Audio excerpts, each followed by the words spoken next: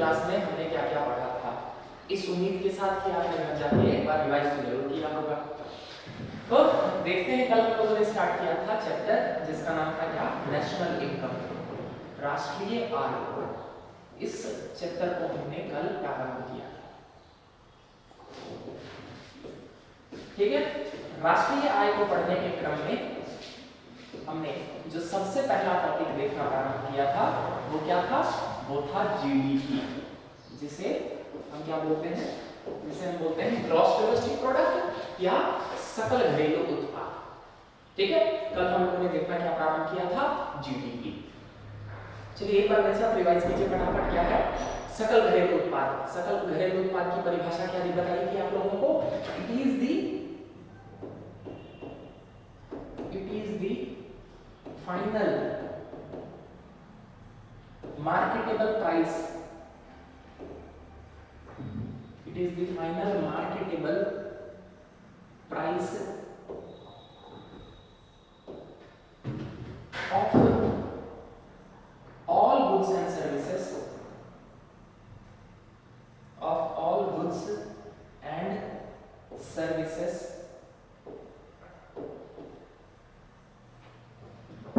produced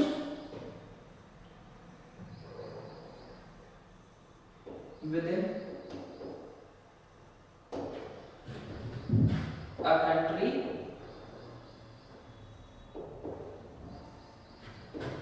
in one financial year.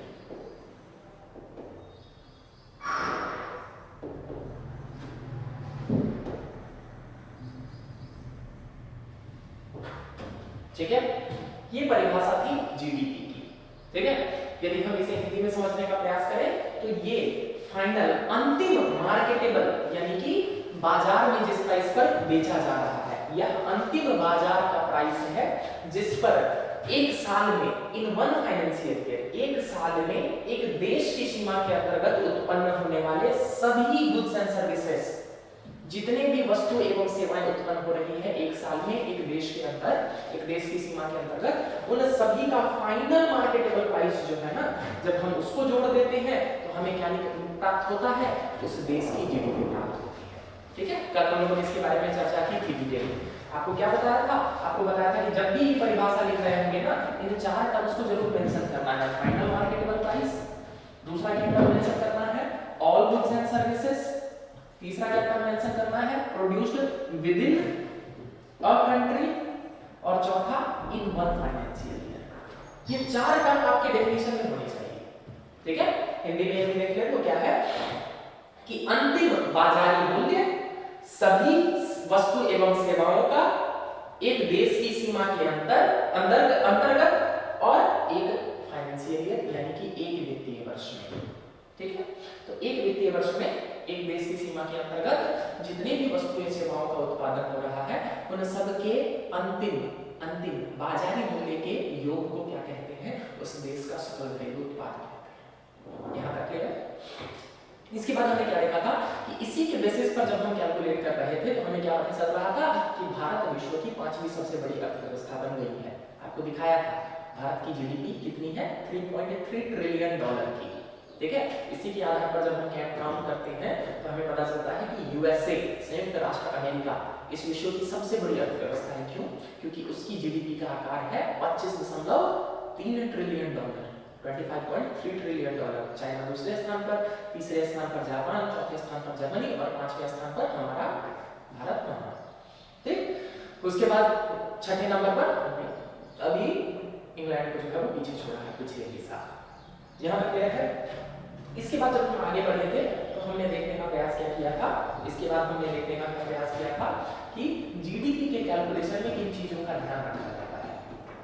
Definition में ही है क्या कि final marketable price, final marketable price है, इसका मतलब क्या है कि इसमें रॉ मटेरियल्स या इनपुट के प्राइस को नहीं जोड़ा जाता है, रॉ मटेरियल या इनपुट के प्राइस को नहीं जोड़ा जाता है, इनपुट के प्राइस को नहीं जोड़ा जाता है। जैसे कि आपको एग्जांपल देके बताया था मैंने क्या कि यदि मैं एक गाड़ी खरीद रहा हूँ, एक फॉर्च्यूनर खरीद रहा हूँ, तो उसका रॉ मटेरियल क्या है, उसका रॉ मटेरियल है उसमें लगा हुआ स्टील, ये जैसे पूरी बॉडी बनी हुई है, उसमें लगा हुआ रबड़ जिससे उसके टायर बने हुए हैं, जिससे उसके सीट्स बने हुए हैं, हम ये सारे रॉ मटेरियल का प्राइस नहीं जोड़ते हैं, इनपुट का प्राइस भी नहीं जोड़ते हैं। क्यों? क्योंकि जब फॉर्च्यूनर हम खरीद रहे हैं उसका फाइनल मार्केटेबल प्राइस जो है वो 55 लाख है, तो इस 55 लाख में उस टायर का दाम, उस स्टील का दाम, ये सब कुछ ऑटोमेटिकली इंक्लूडेड है, तो हम अलग से नहीं जोड़ते हैं। पहली बात तो यानी कि रॉ मटेरियल यानी कि इंडिविजुअल कच्चा माल की कीमत को नहीं जोड़ा जाता है। दूसरी बात हमने इसी में क्या देखी थी, क्या कि ट्रांसफर पेमेंट्स, ट्रांसफर पेमेंट, किसी ने पूछा था आप लोग से क्या कि सर ट्रांसफर पेमेंट को हिंदी में क्या कहते हैं? ट्रांसफर पेमेंट यानी कि हस्तांतरण भुगतान, हस्तांतरण भुगतान।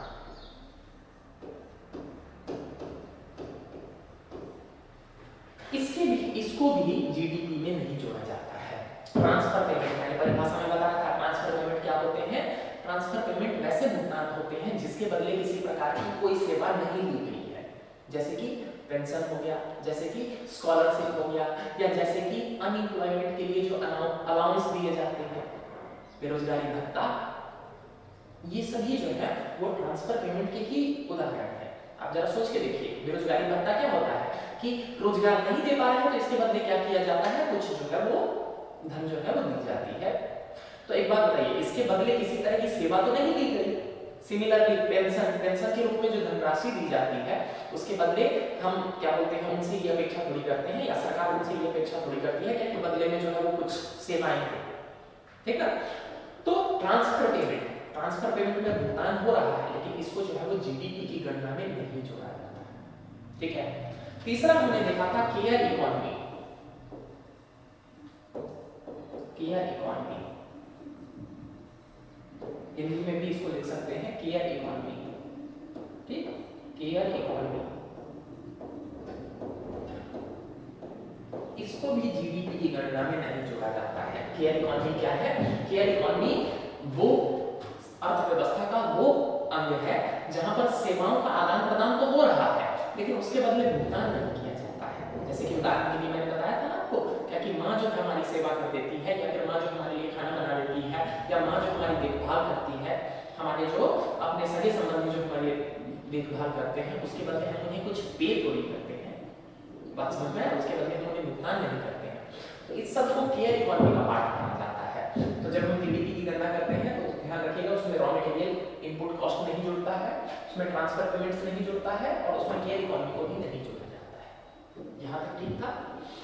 आगे बढ़ते हैं। आपको बताया था मैंने कि जब हम 2000, अब हम आ गए हैं, आज 1 अप्रैल है ना, तो अब हम आ गए हैं वित्तीय वर्ष, फाइनेंशियल ईयर, आज से नया वित्तीय वर्ष स्टार्ट हुआ है। आज से जो वित्तीय वर्ष स्टार्ट हुआ है वो क्या है? फाइनेंशियल ईयर 23-24, ठीक ना। तो यदि मैं आपको बोलूं क्या कि पिछले साल की जीडीपी की गणना में निम्नलिखित में से क्या क्या ऐड किए जा सकते हैं, ठीक है। उसमें से मैं पहला पॉइंट बोल रहा हूं आपको क्या कि इस साल जो वर्ल्ड कप होने वाला है, इस साल जो वर्ल्ड कप होने वाला है, तो उस समय जो मान के चलिए केन विलियमसन कल इंजर्ड हो गए ना, तो इसीलिए चलिए उन्हीं का एग्जांपल लेते हैं। अरे कल आईपीएल स्टार्ट हो गया है ना, तो पहले मैच में सर इंजर्ड हो गए थे, सुना है मैंने, बस न्यूज में सुना है, पूरा मैच देखने के लिए टाइम नहीं था। तो केन विलियमसन मान के चलिए क्या है कि ये जो वर्ल्ड कप होने वाला है, विश्व कप जो होने वाला है भारत में, ठीक ना, इसमें जो वो संपत्ति कमाएंगे, क्या वो पिछले साल की जीडीपी में जुड़ेगा? पिछले साल की भारत की जीडीपी में क्या वो जुड़ेगा? हाँ, जरा सोच के बताइए। आप लोगों में से जो लोग सोच रहे हैं क्या कि हाँ जुड़ेगा, वो लोग इस तर्क पर जो सोच रहे होंगे, क्यों? क्योंकि सर कल आपने पढ़ाया था सर कि देश में जो सर्विसेज उत्पन्न हो रही है, तो कोई नहीं सर वो न्यूजीलैंड का चाहे हो, लेकिन चूंकि वो भारत में आके खेलेगा ना, तो ये सर्विस प्रोड्यूस कहाँ हो रहा है? ये सर्विस तो भारत में प्रोड्यूस हो रहा है, तो इसीलिए भारत में की जीडीपी में जुड़ना चाहिए। लेकिन आप एक चीज भूल गए, क्या कि मैं बोल रहा हूँ कि पिछले फाइनेंशियल ईयर की जीडीपी, वर्ल्ड कप जो है वो तो इस नए वाले फाइनेंशियल ईयर में होगा, तो वो जुड़ेगा, लेकिन इस साल के इस नए वाले फाइनेंशियल ईयर की जीडीपी में, न कि पिछले साल की जीडीपी। क्लियर है? तो क्वेश्चन में जो भी फंसाने की आपको कोशिश करेगा ना, उसमें सारे पॉइंट्स देखिएगा, ध्यान दीजिएगा, कि वो क्या पूछना चाह रहा है, वो क्या बोलना चाह रहा है। ठीक है, थोड़ा सचेत होकर देखिएगा, बिल्कुल समझ में आएगा। यहाँ तक क्लियर है। मान के चलिए भारत की कोई कंपनी टाटा मान लेते हैं। टाटा ने क्या किया, इंग्लैंड में 4 जो है वो रेंज रोवर बनाए और उसको क्या किया, पिछले फाइनेंशियल ईयर में क्या किया, इंग्लैंड में ही बेचा। ठीक है, उसके बदले टाटा जो हमारे रतन टाटा है, मान के चलिए वो उस बोर्ड के मेंबर हैं, तो उनको कुछ पेमेंट हुआ होगा। क्यों? क्योंकि अगर कंपनी कमा रही है तो बट ऑब्वियस है कि उसका प्रॉफिट शेयर किया जाता है ना शेयर होल्डर्स को, जिसको हम डिविडेंड कहते हैं। तो इनको मिला होगा कुछ संपत्ति, उसका मतलब जो भी अगर प्रॉफिट हुआ होगा तो कुछ मिला होगा। लेकिन क्या इसे भारत की जीडीपी में जोड़ा जाएगा? सोच के बताइए। बिल्कुल नहीं जोड़ा जाएगा। क्यों? डेफिनेशन याद रखिए, कल क्या बताया था कि जीडीपी के कैलकुलेशन में ये मैटर नहीं करता है कि प्रोडक्शन कर कौन रहा है, मैटर क्या करता है कि प्रोडक्शन हो कहाँ रहा है। क्योंकि यहाँ पर उत्पादन कहाँ हो रहा है, भारत की सीमा से बाहर हो रहा है। चाहे उसके लिए जो है रतन टाटा को भुगतान हो, लेकिन वो जो भुगतान भी हो रहा है वो भी भारत की जीडीपी में नहीं जुड़ेगा। ये सब कहाँ जुड़ेगा? ये सब यूके की जीडीपी में जुड़ेगा। ये सब जो है वो यूनाइटेड किंगडम, ब्रिटेन की जीडीपी में जुड़ेगा। क्लियर है? अब बातें को समझ में आ रही है? इस चीज का ध्यान रखिएगा। मैंने आपको एक लाइन में बताया था कि जीडीपी की परिभाषा या जीडीपी को समझने के लिए ध्यान रखना क्या है कि उत्पादन कर कौन रहा है ये मैटर नहीं करता है। उत्पादन कर कौन रहा है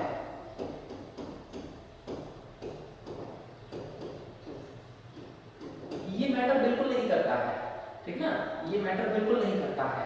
क्या मैटर करता है कि उत्पादन हो कहाँ रहा है।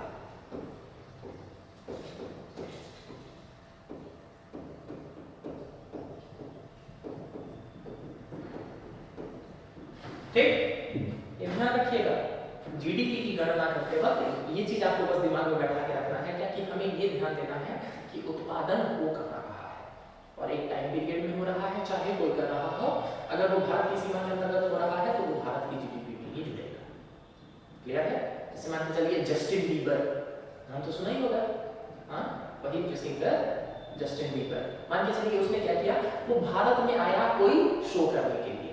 ठीक ना, दिल्ली में आया वो कोई शो करने के लिए। ठीक ना, और आके यहाँ पर उसने गाना गाया। ठीक है, इसके बदले बताओ ये कि उसको भुगतान हुआ होगा। ठीक, लेकिन ये सारा का सारा जो है वो कहाँ जुड़ेगा? वो भारत की जीडीपी में जुड़ेगा। क्यों? क्योंकि वो उत्पन्न कहाँ हुआ है, ये प्रोडक्शन हुआ कहाँ है। इस सेवा जो म्यूजिक इंडस्ट्री में जो गाना गाने आया था, एक तरह की सर्विस थी। ये सर्विस उत्पन्न कहाँ हुई? ये सर्विस उत्पन्न हुई है भारत में। तो इसीलिए पूरा का पूरा किसमें जुड़ेगा? ये भारत की जीडीपी में जुड़ेगा। यहाँ तक क्लियर है जीडीपी? ठीक, तो जब यहाँ तक हमने जीडीपी समझ लिया था तो इसके बाद हमने जीडीपी के 3 प्रकार देखे थे। पहला देखा था हमने जिसको हम कहते हैं GDP at market price. GDP at market price, या इसी को आम बोलचाल की भाषा में क्या कह रहे थे? हम कह रहे थे नॉमिनल जीडीपी। ठीक, पहला यानी कि नॉमिनल जीडीपी में हम मार्केट प्राइस जो है हम केवल उसको कंसीडर करते हैं। मार्केट प्राइस पर जो सामान बिक रहा है वो सबको जोड़ दिया तो हमें जीडीपी मिल रही। ठीक है, लेकिन इसमें एक चुनौती थी। क्या चुनौती थी? कि एक बात बताइए, जीडीपी पिछले साल 100 रुपए की थी भारत की जीडीपी। ठीक, क्यों? क्योंकि 10 जो है वो क्या हो रहा था? 10 पेन का प्रोडक्शन हो रहा था। मान के चलिए 10 पेन का ही प्रोडक्शन हुआ पूरे भारत में। 10 पेन का प्रोडक्शन हुआ और इन 10 पेन का फाइनल प्राइस जो है वो 10 रुपया था। ठीक, तो भारत की जीडीपी कितनी हो गई? 100 रुपए की हो गई। ठीक है, लेकिन एक बात बताइए, अगले साल ऐसा हो सकता है क्या कि प्रोडक्शन नहीं बढ़ रहा हो, पेन का उत्पादन जो है वो 10 ही हुआ है, लेकिन महंगाई बढ़ने के कारण इनकी कीमत बढ़कर हो गई 15 रुपए। तो अब कितना हो गया भारत की जीडीपी? 150 रुपए हो गई ना। अब एक बात बताइए, प्रोडक्शन नहीं बढ़ा लेकिन महंगाई बढ़ जाने के कारण क्या हो गई? जीडीपी बढ़ गई। ठीक है, तो इस वाले में ये समस्या है क्या कि प्रोडक्शन बढ़े या ना बढ़े, यदि महंगाई भी बढ़ रही है ना तो उसके कारण ये बढ़ती हुई दिखती है। ठीक, तो इसीलिए इसी समस्या को दूर करने के लिए नई संकल्पना लाई जाती है जिसको हम क्या कहते हैं? GDP at constant price. GDP at constant price.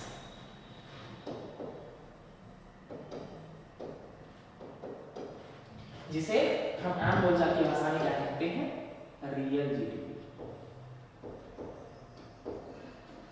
ठीक, जीडीपी एट कांस्टेंट प्राइस या रियल जीडीपी, इसमें क्या होता है कांस्टेंट प्राइस या रियल जीडीपी में, इसमें होता है क्या कि हम प्राइस को किसी एक पर्टिकुलर ईयर के हिसाब से फिक्स कर देते हैं। जैसे कि पिछले साल यदि 10 रुपए का पेन था ना, तो मैं 10 रुपया को फिक्स कर दूंगा, इस हिसाब से मैं 10 रुपीस को फिक्स कर दूंगा। और जब मैं अगले साल कैलकुलेट कर रहा हूँ ना जीडीपी को, तो मैं तब भी 15 रुपया, मतलब अभी महंगाई बढ़ गई है, मैं उसको कंसीडर नहीं करूंगा, मैं 10 रुपया भी मान के चलूंगा। ठीक ना, तो इस साल भी 10 रुपया था एक पेन का दाम, और अगले साल भी जब मैं इसके बेसिस पर जीडीपी कैलकुलेट कर रहा होऊंगा, तो मैं क्या करूंगा 10 रुपया ही मान के चलूंगा। अब जरा सोचिए, यदि 10 ही पेनों का प्रोडक्शन फिर से हुआ तो कितना रहेगा, 10 से ही मल्टीप्लाई होगा और जीडीपी उतनी ही रहेगी। यानी कि रियल जीडीपी या जीडीपी एट कांस्टेंट प्राइस कब बढ़ता हुआ दिखेगा, जब एक्चुअल में प्रोडक्शन बढ़ेगा। यदि प्रोडक्शन नहीं बढ़ा है तो जीडीपी एट कांस्टेंट प्राइस या रियल जीडीपी में किसी तरह की कोई वृद्धि नहीं होगी। यहां तक बात समझ में आई? यानी कि इसको क्या किया गया है, इन्फ्लेशन, महंगाई के प्रभाव को समाप्त करने के लिए ये निकाला जाता है। आपको बता दिया है क्या कि वर्तमान में भारत में बेस ईयर, भारत में जो जीडीपी एट कांस्टेंट प्राइस की जो गणना होती है उसके लिए बेस ईयर, एक साल को बेस ईयर के रूप में देखा जाता है ना, फिक्स किया जाता है, जब से हम क्या करेंगे कि उन वस्तु सेवाओं के प्राइस को जो है वो फिक्स रखेंगे। तो भारत में वर्तमान में बेस ईयर है 2011। हालांकि बात चल रही है इसको फर्दर एक्सटेंड करने की 2021-22 में करने की बात चल रही है, लेकिन अभी तक जो है वो बेस ईयर 2011-12 की है। यहाँ तक भी बात समझ में आ गई? आप लोगों को ये भी बता दिया था क्या कि भारत में जीडीपी की गणना कौन करती है, भारत में जीडीपी की गणना करती है एक संस्थान जिसका नाम है एनएसओ, नेशनल स्टैटिस्टिकल ऑफिस। ठीक, राष्ट्रीय सांख्यिकी कार्यालय। ठीक, हिंदी में क्या बोलते हैं इसको, राष्ट्रीय सांख्यिकी कार्यालय।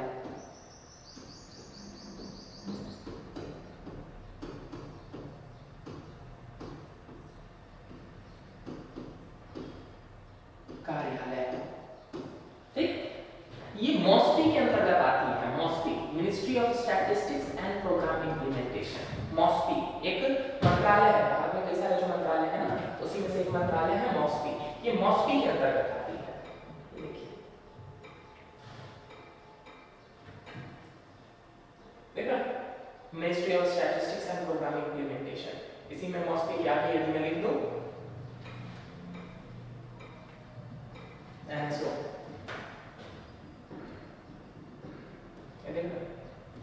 NSO under ministry of statistics and programme implementation. देखा, यही है आपके ministry of statistics and programme implementation. ठीक है, एनएसओ इसी के अंतर्गत आता है, नेशनल स्टैटिस्टिकल ऑफिस। ये उसमें पूरे सारे मेंबर्स वगैरह दिखा रखे हैं। इसी मंत्रालय का काम क्या है, भारत में जीडीपी की गणना करना। यहाँ तक क्लियर? अब जरा आगे बढ़ते हैं हम।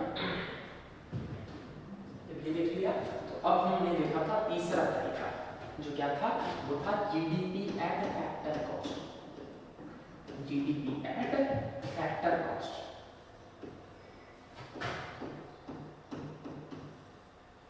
इसमें हमने क्या देखा था, इसमें हमने देखा था कि नॉमिनल जीडीपी में से, नॉमिनल जीडीपी या फिर पहली वाली जो GDP, GDP at market price, इसमें क्या होता है, इसमें क्या होता है, इनडायरेक्ट टैक्सेस,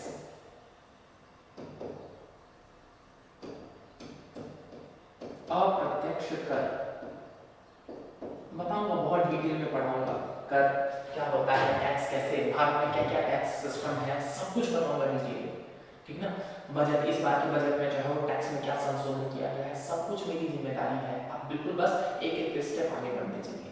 ठीक है, अभी बस इतना मान लीजिए, अप्रत्यक्ष कर क्या होता है, जो हम डायरेक्टली गवर्नमेंट को नहीं देते हैं, हम इनडायरेक्टली देते हैं।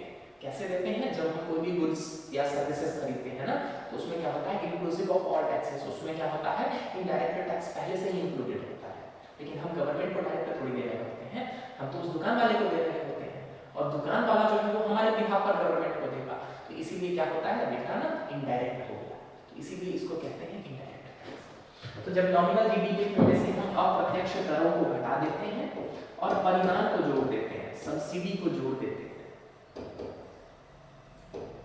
परिणाम, सब्सिडी कैसे भी लिख सकते हैं, इसको हिंदी में परिणाम भी कहते हैं। जब नॉमिनल जीडीपी में से इनडायरेक्ट टैक्स को घटा दिया जाता है और परिधानों को जोड़ दिया जाता है, तब हम क्या बोलेंगे कि ये जीडीपी एट फैक्टर कॉस्ट है। ठीक है, क्यों? क्योंकि आप जरा सोच के देखिए, इस नॉमिनल जीडीपी में या जो वो पहला वाला जो हमने जीडीपी देखा था, वो तो तभी बढ़ जाएगा ना यदि गवर्नमेंट क्या करेगी, गवर्नमेंट क्या करेगी, केवल इनडायरेक्ट टैक्स बढ़ाएगी। मान के चलिए क्या है, इन 10 पेन पर पहले मान के चलिए ये 10 रुपया जो था ना, इसमें से इस पेन की कीमत थी 9 रुपए और 1 रुपया जो है इस पर टैक्स लग रहा था। ठीक है, जिसके कारण क्या था, इसका टोटल प्राइस था 10 रुपए। लेकिन आप जरा सोच के देखिए, गवर्नमेंट ने क्या किया, टैक्स बढ़ा दिया, जिसके कारण क्या हो गया, 3 रुपया का वो टैक्स लेने लग गए। तो अब इसका प्राइस कितना हो गया, 12 रुपया। अब देखिए प्रोडक्शन जो है वो अगले महीने भी या अगले साल भी क्या 10 पेन का ही हुआ है, लेकिन चूंकि गवर्नमेंट ने टैक्स बढ़ा दिया है, इसके लिए क्या, इस कारण से क्या हो गया है कि उन्हीं 10 पेनों की कीमत 12 रुपया हो जाने के कारण 120 रुपया हो जा रहा है देश की जीडीपी। ठीक ना? तो देखिए इनडायरेक्ट टैक्स बढ़ने के कारण क्या हो रहा है, देश की जीडीपी में आपको बढ़ोतरी दिख रही है ना। ठीक, लेकिन इससे हमें ये नहीं पता चल रहा है ना कि क्या एक्चुअल में जो है वो प्रोडक्शन बढ़ा रही है कि नहीं। क्यों? क्योंकि समृद्धि देश कोई एक देश जो है उसमें ग्रोथ हो रहा है या नहीं, इसके लिए तो हमें ये जानना होगा ना कि वास्तव में प्रोडक्शन बढ़ रहा है। केवल महंगाई बढ़ जाने से जीडीपी बढ़ती हुई दिखे तो ये ग्रोथ का पैमाना नहीं होगा। इससे हम ये नहीं बोल सकते हैं कि वास्तव में ग्रोथ हुआ है कि नहीं। या फिर यदि केवल टैक्सेस में बढ़ोतरी हो जाने के कारण यदि जीडीपी बढ़ती हुई दिखे तो इसके बेसिस पर हम ये नहीं कह सकते हैं कि वास्तव में समृद्धि हुई है क्या। ठीक है, तो इसीलिए इसी टैक्स के प्रभाव को खत्म करने के लिए क्या किया जाता है, जीडीपी एट फैक्टर कॉस्ट निकाला जाता है, जिसमें से क्या किया जाता है, इनडायरेक्ट टैक्सेस को घटा दिया जाता है। ये बात समझ में है? ठीक, दूसरी तरफ सब्सिडी, आपको पता होगा ना, जो सब्सिडी के माध्यम से क्या होता है कि मार्केट प्राइस को कम किया जाता है। जैसे कि मार्केट प्राइस को कम किया जाता है, जैसे कि पहले चलता था, अब तो डायरेक्ट बेनिफिट ट्रांसफर है। पहले आज से 10 साल पहले जब हम एलपीजी सिलेंडर लेने जाते थे तो आपको पता होगा क्या होता था, वो हमें सब्सिडाइज्ड रेट पर मिलता था, यानी कि मार्केट में जो प्राइस होता है ना, मतलब वास्तव में कोई जो प्राइस होता था, गवर्नमेंट क्या करती थी, उस पर कुछ छूट देती थी। ठीक है, यानी कि मान के चलिए कि एक एलपीजी सिलेंडर का दाम यदि 500 रुपया है तो गवर्नमेंट क्या कहती थी,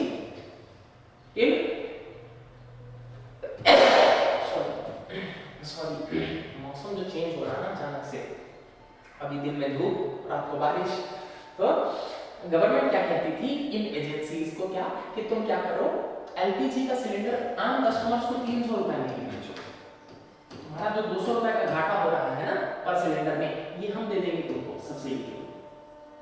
अब एक बात बताइए, आप जो सिलेंडर खरीदते थे वो तो आपको 300 रुपए में ही मिल रहा है। एक बात बताइए, आपके लिए फाइनल प्राइस क्या हुआ, 300 रुपए ही ना। एक बात बताइए, यानी कि यदि सब्सिडी बढ़ जाएगा तो जीडीपी घटता हुआ दिखेगा कि नहीं? बात समझ में आ रहा है? तो इसी कारण से क्या किया जाता है कि इसमें सब्सिडी को जोड़ दिया जाता है, सब्सिडी। ठीक, अब मान के चलिए अभी 200 रुपए दे रही थी गवर्नमेंट जो है वो सब्सिडी, इसको बढ़ा के गवर्नमेंट बोल देगी क्या कि नहीं तुम 100 रुपया में ही बेचो, 400 रुपया सब्सिडी पर देंगे। तो एक बात बताइए, फिर फाइनल प्राइस क्या हो जाएगा, फाइनल प्राइस मतलब फाइनल जीडीपी मतलब फाइनल प्राइस तो आपका 100 रुपया ही बच गया एलपीजी सिलेंडर का। और जब आप हम जीडीपी निकाल रहे हैं तो क्या होगा, हम तो 100 रुपया मान के चलेंगे, इसके कारण क्या होगा, देश की जीडीपी घटती रहेगी, ठीक है, या फिर देश की जीडीपी घट जाए। इस कारण से क्या किया जाता है, इसमें सब्सिडी को जोड़ दिया जाता है, इसी को क्या बोला जाता है, जीडीपी एट फैक्टर कॉस्ट। ठीक है, ये बस फॉर्मूला याद रखिएगा, GDP at factor cost equals to what, nominal GDP में से जब डायरेक्ट टैक्सेस को घटा देते हैं और सब्सिडीज को जोड़ देते हैं तो हमें क्या मिलता है, हमें मिल जाता है जीडीपी एट फैक्टर कॉस्ट। ठीक है, यहाँ तक समझ में आ गया था?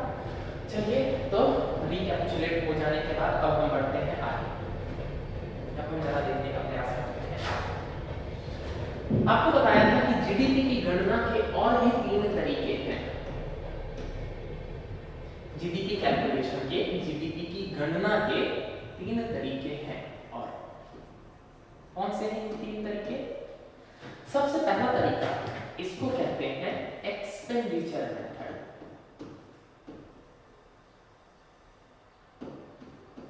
एक्सपेंडिचर मेथड यानी कि खर्च आधारित विधि।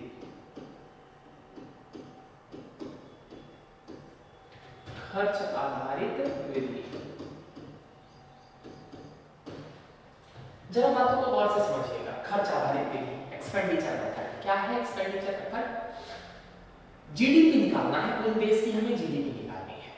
अब इसके लिए क्या करेंगे हम करेंगे क्या कि पूरे देश में लोगों ने वस्तुओं एवं सेवाओं को प्राप्त करने के लिए जितना खर्च किया है, इन सारे खर्च को जोड़ देंगे। तो आपको नहीं लग रहा है कि हमें देश की जीडीपी मिल जाएगी? ठीक है, इसी को कहते हैं एक्सपेंडिचर मेथड। यानी कि क्या करो, पूरे देश में लोगों ने वस्तुओं एवं सेवाओं को प्राप्त करने के लिए जो भी खर्च किया है वो सबको जोड़ दो, तो हमें क्या मिल जाएगा? हमें मिल जाएगी देश की जीडीपी। बात समझ में आया? अगर एक लाइन में यदि हम समझाने की कोशिश करें तो बोलिए, ठीक है, इतना इजी नहीं है, हम थोड़ा सा आगे बढ़ते हैं। इसमें क्या किया जाता है? इसमें जोड़ा जाता है क्या क्या, वो देखिए। इसमें जोड़ा जाता है सबसे पहले प्राइवेट कंजम्पशन, प्राइवेट कंजम्पशन, ठीक ना, यानी कि निजी उपभोग। निजी उपभोग में जो भी खर्च हुआ, जैसे मान के चलिए क्या है कि मैंने क्या किया, 2 शर्ट खरीदा इस महीने, तो ये मैंने अपने निजी उपभोग के लिए लिया है, ठीक है। मैंने मान के चलिए क्या कि खाने पीने में इतनी सारी चीजें खरीदी, या फिर मान के चलिए मैं अपने रहन सहन में जो खर्च कर रहा हूँ, ये सब मेरा निजी उपभोग है। एक परिवार का भी ऐसे ही निजी उपभोग होता है, ठीक है। तो एक निजी उपभोग के लिए एक परिवार या एक व्यक्ति जो है वो जितना खर्च कर रहा है वो हो जाएगा इसका पहला कंपोनेंट। इसको सी कंजम्पशन, सी के रूप में हम डिनोट करेंगे, ठीक है, सी। आगे देखिए, सी के बाद एक बात बताइए, इन्वेस्टमेंट, निवेश, ये एक इसका दूसरा नाम है। मैं क्या बोल रहा था, आप बताइए, आपके पास जो सरप्लस पैसा होता है तो आप क्या करते हैं उसका? आप उसको कहीं निवेश कर देते हैं ना, आप उससे या तो जमीन खरीद लेते हैं, या फिर क्या करते हैं आप उससे सोना खरीद लेते हैं, या फिर क्या करते हैं आप उसको बैंक एफडी में जमा कर देते हैं, या फिर क्या करते हैं आप उससे किसी दूसरी कंपनी के शेयर खरीद लेते हैं स्टॉक मार्केट में जाकर। एक बात बताइए, ये सारी चीजें क्या है? ये सारी चीजें निवेश ही तो है। तो ये भी तो एक तरह से आपका खर्च ही है। जीडीपी की कैलकुलेशन में हम क्या करेंगे, इस दूसरे वाले अंक को आई से डिनोट करेंगे, यानी कि ये क्या है, इन्वेस्टमेंट, ठीक है। पहला क्या है, प्राइवेट कंजम्पशन, यानी कि मैं अपने उपभोग के लिए जो खर्च कर ले रहा हूं। दूसरा क्या, जो सब लोग जो है वो क्या कर रहे हैं, निवेश कर रहे हैं, देश में जितने लोग हैं वो जो सब लोग निवेश कर रहे हैं, ठीक है। तीसरा इसी का है, मतलब उसी में प्लस है, इसी में आगे प्लस, इसी में आगे प्लस क्या है, गवर्नमेंट स्पेंडिंग, गवर्नमेंट स्पेंडिंग, यानी कि सरकार का खर्च, सरकारी व्यय।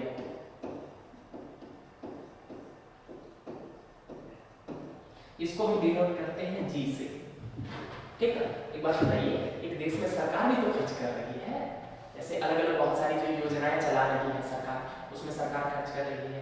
इसके अलावा जो सरकारी कर्मचारी वगैरह है उनका वेतन भत्ता भुगतान सब कुछ, उसमें भी खर्च हो रहा है। तो सरकार जो खर्च कर रही होती है वो सब, उसको हम क्या कहते हैं, जी, उसको हम किसमें काउंट करते हैं, जी, ठीक है। और इसके अलावा अगला जो अंग है वो क्या है, वो होता है नेट, नेट इंपोर्ट, यानी कि क्या करो, टोटल एक्सपोर्ट में से इंपोर्ट को घटा दो, एक्सपोर्ट माइनस इंपोर्ट, या फिर आप बोल सकते हैं net export minus import, export minus import. इसको ऐसे लिखिए, निर्यात माइनस आयात। निर्यात को क्या डिनोट करते हैं, एक्स से, और इंपोर्ट को डिनोट करते हैं, आयात को डिनोट करते हैं एम से। तो यानी कि क्या हो गया, एक्सपेंडिचर मेथड के आधार पर जीडीपी कैलकुलेशन का क्या तरीका है, सी प्लस आई प्लस जी प्लस एक्स माइनस एम, ये हो जाता है एक्सपेंडिचर मेथड। यानी कि इस विधि के आधार पर यदि आप जीडीपी निकालना चाहते हैं तो आप क्या करो कि निजी सारे खर्चे जोड़ लो, हाउस होल्ड लेवल पर जो भी चीजों को खरीदने में लोग खर्च कर रहे हैं सबको जोड़ लो। दूसरा क्या करो, इन्वेस्टमेंट, निवेश, निवेश जैसे मान के चलिए मैंने क्या किया, घर खरीद लिया, तो घर वो निवेश माना जाएगा। जैसे कि क्या किया मैंने, स्टॉक्स में इन्वेस्ट कर दिया, मैंने क्या किया, जमीन खरीद ली, ये सब निवेश माना जाएगा। ठीक है, यहाँ एक चीज ध्यान रखिएगा, प्राइवेट कंजम्पशन में मैं केवल फाइनल गुड्स को ही जोड़ूंगा। क्यों? क्योंकि फाइनल गुड ही होते हैं जो कंजम्पशन के लिए होते हैं, इंटरमीडिएट गुड जो होते हैं वो कंजम्पशन के लिए नहीं होते हैं। ठीक ना, मैं टायर केवल लेके उसका कंजम्पशन थोड़ी कर रहा हूँ। टायर यदि मैंने खरीदा है ना, तो वो इन्वेस्टमेंट पर्पस से यूज होगा। क्यों? क्योंकि वो रॉ मटेरियल है, वो बाद में गुड्स में यूज होगा, फाइनल गुड्स में वो बाद में यूज होगा। मान के चलिए क्या है कि मैंने 2-3 टायर खरीद रखे हैं, क्यों? क्योंकि मेरी गाड़ी में मान के चलिए यूज होता है। तो देखिए, वो प्राइवेट एक्सपेंडिचर वाले कैटेगरी में नहीं आएगा, वो निवेश वाली कैटेगरी में आएगा। मैंने भविष्य के लिए खरीद रखा है ना, कि भविष्य में मुझे जरूरत पड़ सकती है, ऐड हो जा रहा है वो भी। हाँ, बात समझ में आ रही? अरे मैं बोल रहा हूँ, मैं स्पेयर टायर में एक फॉर्च्यूनर तो मेरे पास है, उसमें जो टायर लगे हुए हैं उसकी बात नहीं कर रहा हूँ, लेकिन मैंने 4 टायर और खरीद के रख रखे हैं। ठीक ना, स्टेपनी और बाकी मान के चलिए 2-3 टायर और मैंने खरीद के रख रखे हैं। अब जरा बात को समझिएगा, ये है तो एक तरह से कंजम्पशन ही ना मेरा, लेकिन उसको इस वाली कैटेगरी में हम नहीं जोड़ेंगे, हम उसको इस वाली कैटेगरी में जोड़ेंगे। क्यों? क्योंकि वो जो सरप्लस टायर मैंने खरीद रखे हैं वो किस लिए खरीद रखे हैं कि कभी अचानक से कोई समस्या आएगी तब मैं उनको यूज करूंगा, तो वो भविष्य के लिए है ना, इसीलिए उसको निवेश वाली कैटेगरी में डाला जाता है। यहाँ तक क्लियर है? इसके अलावा क्या है, गवर्नमेंट स्पेंडिंग, सरकार जो है वो सरकारी योजनाओं वगैरह पर जो बहुत सारा खर्च करती है वो भी। और अंतिम क्या है, export minus import. Export minus import का क्या मतलब है कि भारत से जो चीजों का निर्यात बाहर हो रहा है और कुछ चीजों का आयात भारत के अंदर हो रहा है। अब जरा सोच के देखिए, हम जिन चीजों का निर्यात भारत से बाहर कर रहे हैं, यानी कि उनका प्रोडक्शन कहाँ हुआ है, उनका प्रोडक्शन कहाँ हुआ है, उनका प्रोडक्शन भारत में हुआ है ना, तभी तो हम भारत से बाहर बेच रहे हैं। और दूसरी तरफ जिन चीजों को हम बाहर से मंगा रहे हैं, इसका मतलब क्या है कि उन चीजों का प्रोडक्शन कहीं और हुआ है, तभी तो हम भारत में उनको मंगा रहे हैं। तो सिंपल सी बात है, जीडीपी यहाँ पर क्या है, डोमेस्टिक। तो यानी कि क्या है, हम जो भारत से बाहर बेच रहे हैं वो तो हमारा अपना है, ठीक ना, वो हमारा अपना है। लेकिन एक बात बताइए, जब वो भारत से बाहर चला जा रहा है वो तो कहीं और कंज्यूम हो रहा है ना, कोई और उसको खरीद रहा है। तो जब हम एक्सपेंडिचर मेथड में लगा रहे हैं, एक्सपेंडिचर मेथड में तो वो पता नहीं चल रहा है। क्यों? क्योंकि भारत में तो नहीं खरीदा जा रहा है। लेकिन इंपोर्ट जो बाहर से भारत में आ रहा है वो तो भारत में खरीदा जा रहा है। तो हम क्या करते हैं, एक्सपोर्ट के प्राइस से इंपोर्ट के प्राइस को घटा देते हैं। तो हमें पता चल जाता है क्या कि भारत में नेट कितना जो है वो बाहर का सामान, भारत से बाहर जाने में से जब हम भारत आने वाले सामान को घटा देते हैं तो हमें पता चलता है कि भारत में नेट रूप से कितना बाहरी सामान यूज हुआ है। ये हो गया आपका फॉर्मूला, जिसके बेसिस पर हम क्या निकालते हैं, एक्सपेंडिचर मेथड के आधार पर जीडीपी। क्लियर है? अरे ये पॉइंट क्लियर है? बस इतना याद रखिएगा, आपसे क्वेश्चन के रूप में ना आपसे कंपोनेंट पूछेगा, तो आपको बस ये 4 कंपोनेंट याद होने चाहिए। क्या कि प्राइवेट कंजम्पशन, इसी में और क्या जुड़ता है, इन्वेस्टमेंट्स, तीसरा क्या जुड़ता है इसी में, गवर्नमेंट स्पेंडिंग, और चौथा क्या इसमें जुड़ता है, एक्सपोर्ट इंपोर्ट। ठीक है, यहां तक क्लियर है ना? अब जरा हम आगे बढ़ते हैं। अब जरा हम अगले इसको देखने का प्रयास करते हैं, जो कि क्या है, जीडीपी का कैलकुलेशन इनकम मेथड पर।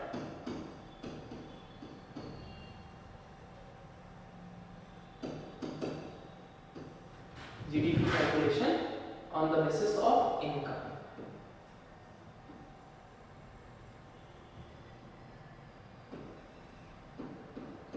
On the basis of income, यानी कि आय के आधार पर।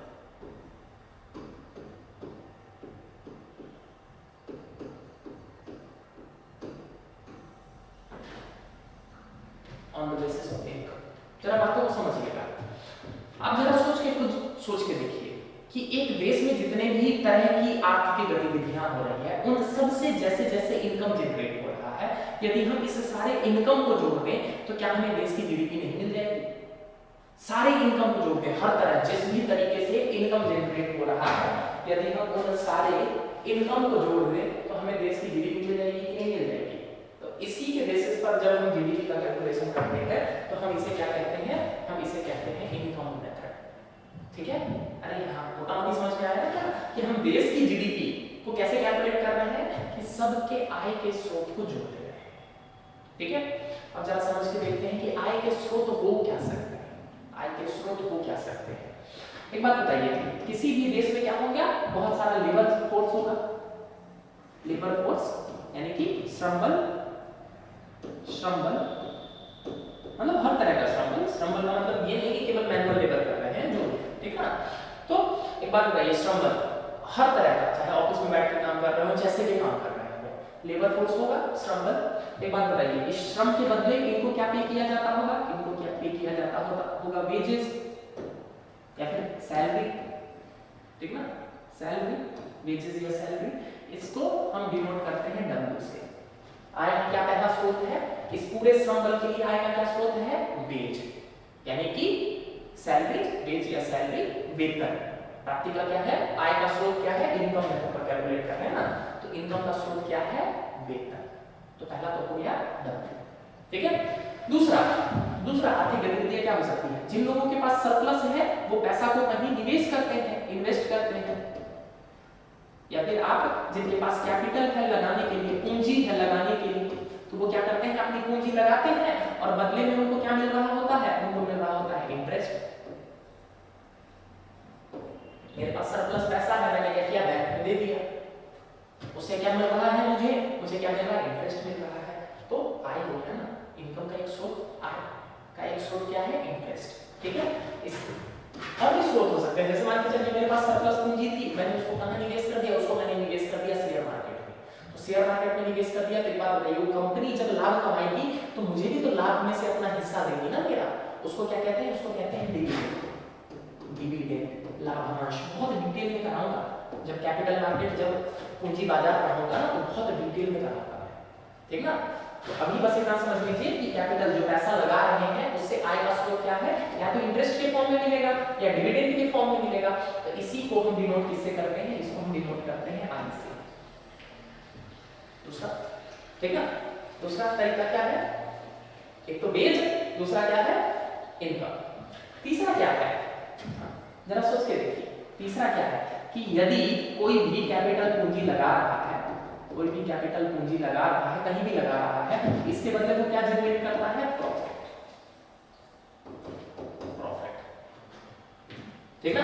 क्या करता है वो? इसके बदले कुछ प्रॉफिट करता है। मान के चलिए मैंने कोई बिजनेस सेटअप किया, मैंने क्या किया? कोई बिजनेस सेटअप किया, ठीक है, कोई दुकान खोली मैंने, या फिर मान के चलिए कोई भी आर्थिक गतिविधि में मैंने अपने आप को इंडल्ज किया, तो मैं क्या एक्सपेक्ट कर रहा हूँ? मेरे पास मेरा इनकम कैसे आएगा? मेरा इनकम कैसे आएगा? प्रॉफिट के माध्यम से। तो आय का, इनकम का तीसरा क्या है? तरीका हो सकता है प्रॉफिट। चौथा क्या हो सकता है? मान के चलिए क्या किया मैंने? अपनी पूंजी लगा दी, घर बना दिया, हाउस बना दिया, या फिर मान के चलिए अपार्टमेंट बना दिया, और क्या किया? उसको किसी दूसरे को दे दिया। इससे जो मुझे प्राप्त होगा वो क्या प्राप्त होगा? मुझे प्राप्त होगा रेंट। इसको डिनोट करते हैं आर से। बात समझ में? यानी कि एक अर्थव्यवस्था में इनकम के ये प्रारूप हो सकते हैं, या तो लोग वेज या सैलरी, वेतन के रूप में प्राप्त कर रहे हैं, ठीक ना, इनकम, या फिर क्या हो रहा है? इंटरेस्ट के रूप में प्राप्त कर रहे हैं, या फिर लोग जो है कैसे इनकम प्राप्त कर रहे हैं? प्रॉफिट के रूप में, या फिर वो कैसे प्राप्त कर रहे हैं? रेंट के रूप में। यानी कि इसको यदि हम बोले कि इनकम के बेसिस पर जब हम जीडीपी को कैलकुलेट करेंगे तो हम क्या जोड़ेंगे? W plus I plus P और प्लस R। जब हम इन चारों चीजों को जोड़ देंगे तो हमें क्या मिल जाएगा? हमें मिल जाएगा GDP on the basis of income. बात समझ में आया? वहां हम एक्सपेंडिचर के बेसिस पर जो निकाल रहे थे तो हमने क्या निकाला था? क्या क्या जोड़ा था? C प्लस C यानी कि कंजम्पशन प्लस क्या? इन्वेस्टमेंट प्लस गवर्नमेंट स्पेंडिंग और प्लस एक्सपोर्ट में से इंपोर्ट को घटाना। तो हमें क्या मिल जा रहा था? एक्सपेंडिचर मेथड के बेसिस पर जीडीपी। इस बारे में क्या हो रहा है? इस बारे में हम इनकम के बेसिस पर जीडीपी निकालने का प्रयास कर रहे हैं। इनकम के बेसिस पर जो जीडीपी है वो कैसे निकल रही है?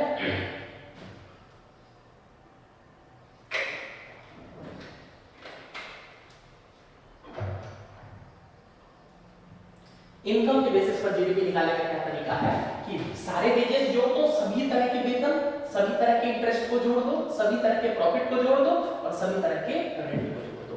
इन चारों चीजों को जोड़ दोगे तो क्या मिल जाएगा तुम्हें? GDP on the basis of income. ये दूसरा तरीका भी समझ में आया, ठीक। अब जरा आगे बढ़ते हैं तीसरे तरीके की तरफ। तीसरा तरीका क्या है? GDP calculation. जरा ध्यान दीजिएगा, ये सबसे महत्वपूर्ण तरीका है, ठीक। एनएसओ जो है ना वो इसी को मीन मान के चलती है। एनएसओ जो कैलकुलेट करते हैं ना उसमें वो इसको प्राथमिकता देती है, इसलिए इसको थोड़ा सा ध्यान से देखिएगा। ठीक, ये क्या है, जीडीपी का कैलकुलेशन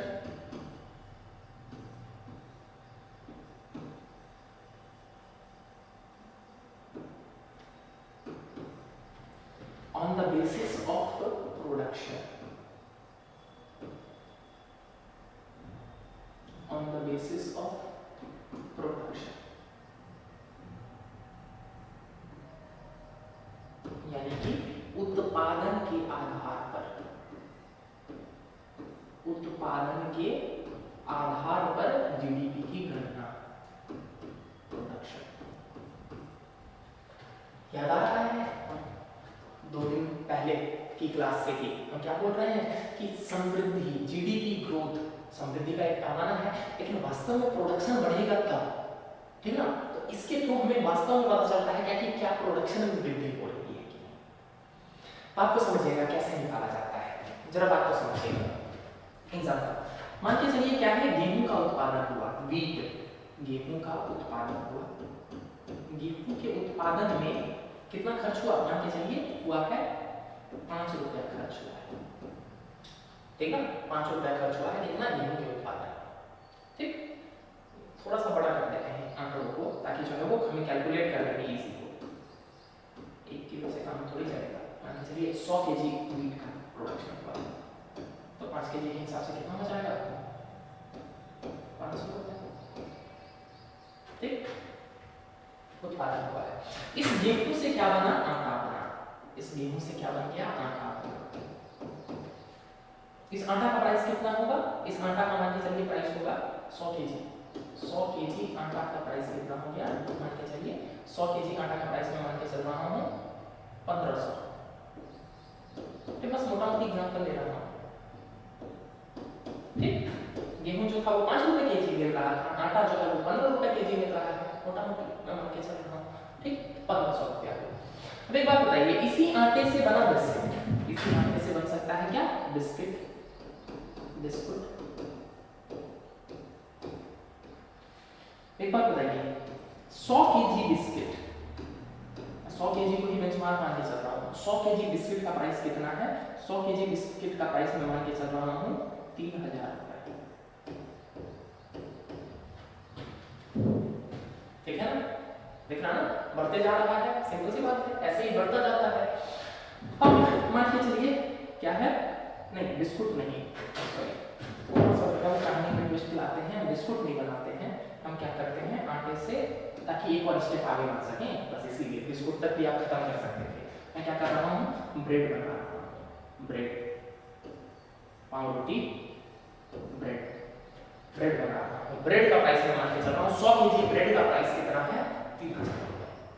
कोई दिक्कत नहीं, आगे बढ़ते हैं। इसी ब्रेड से आगे क्या बन सकता है, केक बन सकता है। अब मान के चलिए मैं 100 केजी केक बना रहा हूँ, 100 केजी मैं केक बना रहा हूँ, 100 केजी केक का प्राइस कितना होगा, 100 केजी केक का प्राइस मैं मान के चल रहा हूँ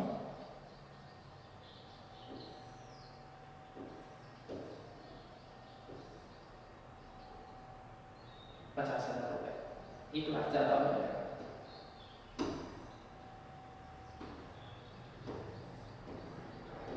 ठीक, यहां तक बात समझ में आई। देखिए 500 रुपए से स्टार्ट हुए, हम 50,000 तक गए। ठीक, अब जरा समझिएगा इस पूरे सिस्टम को समझिएगा जरा। एक बात बताइए, यहाँ पर वैल्यू एडिशन कितना कितना हुआ है, इस वाले स्टेज से इस वाले स्टेज तक वैल्यू एडिशन कितना हुआ, 1000 रुपए का, 1000 रुपए का वैल्यू एडिशन। 500 रुपए से बढ़कर कितना हो गया, 1500 रुपए, 1000 रुपए का वैल्यू एडिशन हुआ ना। इस वाले स्टेज में कितना हुआ वैल्यू एडिशन, इस वाले स्टेज में हुआ है 1500 रुपए, हुआ 1500 रुपए, 1500 से बढ़कर हो गया है 3000 रुपए। और इस वाले स्टेज में कितना हुआ वैल्यू एडिशन। ठीक, थोड़ा सा नंबर ज्यादा बड़ा लग रहा है, इसको कम ही करते हैं, साइड करते हैं। ठीक है, मानने के लिए बस बोल रहा हूँ 10,000 करते हैं। इस स्टेज पर कितना हुआ है वैल्यू एडिशन, 7,000 रुपए, 3000 से बढ़कर 10,000 हो गया, तो 7,000। अब जरा सोच के देखिए, वैल्यू एडिशन को यदि मैं जोड़ूं तो कितना होगा, 1000 प्लस 1500 प्लस 7,000, यानी कि कितना हो गया वैल्यू एडिशन टोटल 9500। बात समझ में आया। इसी को क्या कहते हैं, यही जो निकला ना केवल वैल्यू एडिशन वाला पार्ट, मैंने पूरे सिस्टम में कहीं भी जो है वो इंटरमीडिएट को नहीं जोड़ा है, बस मैंने वैल्यू एडिशन को जोड़ा है, ठीक ना। इसी को क्या कहते हैं, इसी को कहते हैं ग्रॉस वैल्यू एडेड। इसी को क्या कहा जाता है, gross value added, GVA। Value added, एक बात बताइए, वैल्यू एडिशन कितने का हुआ? गेहूं तो प्राकृतिक रूप से था, मतलब गेहूं जो है वो था, गेहूं में वैल्यू एडिशन कितना हुआ? ये गेहूं में वैल्यू एडिशन हुआ 1000 रुपए का। अब आटा में वैल्यू एडिशन कितने का हुआ? तो 1500 रुपए का। ब्रेड में वैल्यू एडिशन कितने का हुआ? तो 7000 का। तो जब इन सारे वैल्यू एडिशन का हम ग्रॉस निकाल लेते हैं, ग्रॉस का मतलब बताया था, मतलब टोटल, जब टोटल निकाल लेते हैं तो हमें क्या मिल जाता है? हमें मिल जाता है GPA। हमें क्या मिल जाता है? ग्रॉस वैल्यू एडेड, ठीक ना। ये जीडीपी या फिर क्या बोलते हैं, जीडीपी की गणना का एक तरीका है, जिसमें क्या हम प्रोडक्शन का क्या मतलब है कि हम वैल्यू एडिशन कितना कर रहे हैं। बात समझ में आया? इसी को निकालने का एक दूसरा तरीका जो आपको कई सारी किताबों में देखने को मिलेगा, वो क्या मिलेगा आपको, क्या कि इन सब को जोड़ दो, सारे प्राइसेस को जोड़ दो और क्या करो, इसमें से इंटरमीडिएट के प्राइस को घटा दो। अब इंटरमीडिएट का प्राइस क्या हो गया, एक बात बताइए, इन सब के प्राइस को जोड़ते हैं जरा। 500 प्लस 1500 2000 प्लस 3000 कितना हो गया? 5000 और प्लस 10000 यानी कि 15000 हो गया सबका प्राइस, ठीक ना। अब इसमें से इंटरमीडिएट के प्राइस को घटा दो। इंटरमीडिएट क्या क्या हो गए? इंटरमीडिएट हो गया गेहूं का प्राइस यानी कि 500, आटा यानी कि 1500, 2000 और प्लस ब्रेड कितना हो गया? ब्रेड कितना हो गया? 3000, ठीक है ना। इंटरमीडिएट के प्राइस को घटा दो। तो जब इंटरमीडिएट के प्राइस को हम इसमें से घटा देंगे तो कितना बचेगा हमारे पास? 2 + 3। एक बार मुझे इसको फिर से जोड़ना पड़ेगा, 7000 यानी कि 2500, ठीक है, 9500। इसमें से जब हम इंटरमीडिएट के प्राइस को घटा देंगे, इंटरमीडिएट कितना है? इंटरमीडिएट ये 3000 और ये 1500, ये इंटरमीडिएट नहीं है, इंटरमीडिएट ये दोनों है, ये तो प्रारंभ था, वो अंत है। इंटरमीडिएट हो गए ये बीच के, इंटरमीडिएट बीच के कितने हो गए? इंटरमीडिएट बीच के हो जाएंगे इसमें से 3000 प्लस 1500 यानी कि 4800। जोड़ने की गलती की है क्या? ठीक ना। तो जब हम इंटरमीडिएट को इसमें से घटा देंगे तो हमें कितना मिल जाएगा? हमें मिल जाएगा 10500, ठीक। थोड़ा सा गड़बड़ हो रहा है कैलकुलेशन, चलिए कोई नहीं, जरा बात को समझने की कोशिश करते हैं ठीक से। यानी कि जब हम जीवीए निकालने की कोशिश कर रहे हैं, जब हम जीवीए निकालने की कोशिश कर रहे हैं तो हम क्या करते हैं, हम सब प्रोडक्ट के प्राइस में से क्या कर देते हैं कि हम इंटरमीडिएट के प्राइस को माइनस कर देते हैं, तो जो हमें संख्या मिलती है उसको भी हम क्या कहते हैं? ग्रॉस वैल्यू एडेड, ठीक है। उसको हम क्या कहते हैं? Gross value added. अभी बस इतना समझ के चलिए, ग्रॉस वैल्यू एडेड क्या है कि वैल्यू एडिशन जितना जितना हो रहा है, जितना जितना वैल्यू एडिशन होता चला जाएगा उसको हम बोल देंगे ग्रॉस वैल्यू एडेड, ठीक है। एक बार क्रॉस चेक कर लूंगा, इसको जो है वो एक बार फिर से जो है वो हम लोग डिस्कस कर लेंगे, ठीक है। ग्रॉस वैल्यू एडेड अभी बस इतना ठीक। Gross value added GDP calculation का एक अच्छा तरीका माना जाता है। इनफैक्ट 2015 के बाद से भारत में जो है वो भी ग्रॉस वैल्यू एडेड को ही एक बेंचमार्क माना जाता है। ग्रॉस वैल्यू एडेड के बेसिस पर भी आपको दिखेगा, जैसे कि दिखाता हूं।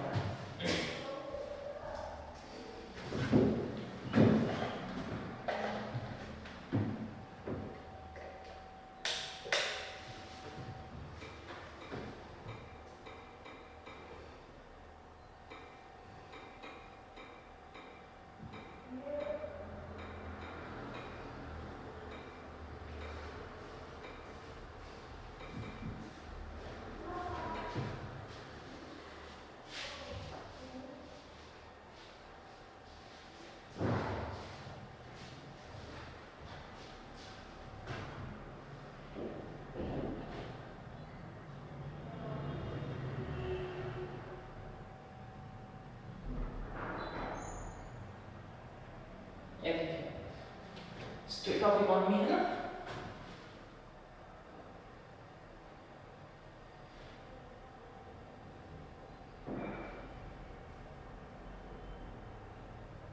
इसमें देखिए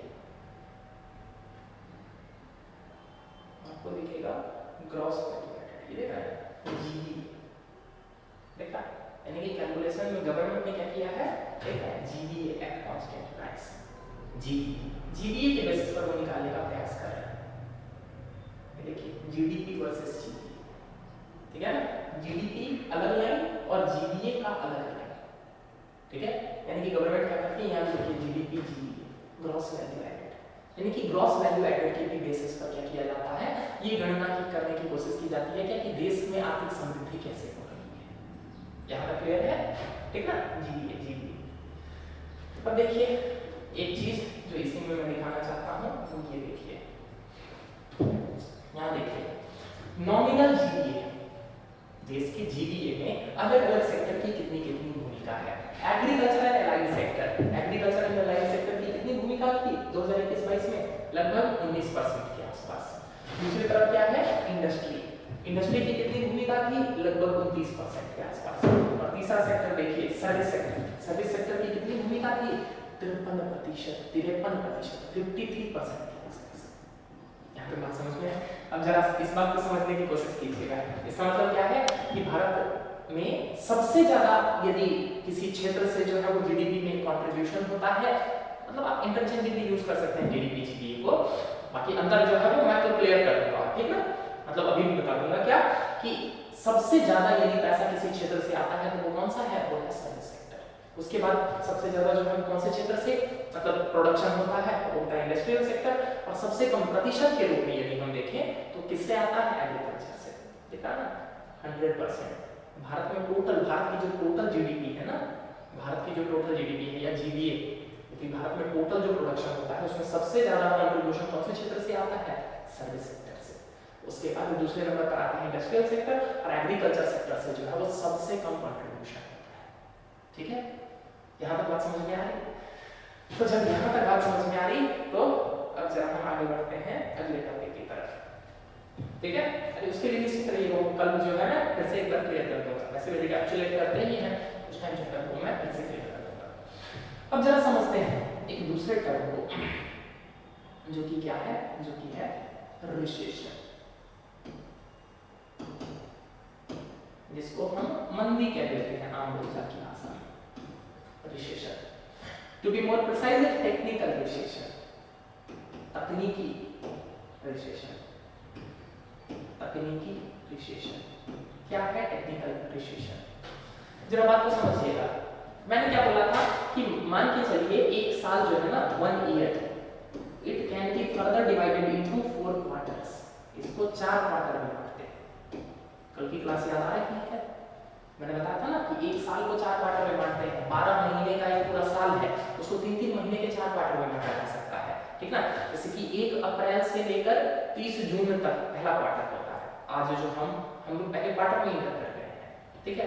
फिर उसके बाद 1 जुलाई से लेकर 30 सितंबर तक दूसरा क्वार्टर होता है, फिर उसके बाद 1 अक्टूबर से लेकर 30 दिसंबर तक तीसरा क्वार्टर होता है, और 1 जनवरी से लेकर 31 मार्च तक, 1 अक्टूबर से लेकर 31 दिसंबर तक तीसरा क्वार्टर होता है, और 1 जनवरी से लेकर 31 मार्च तक चौथा क्वार्टर होता है, ठीक है।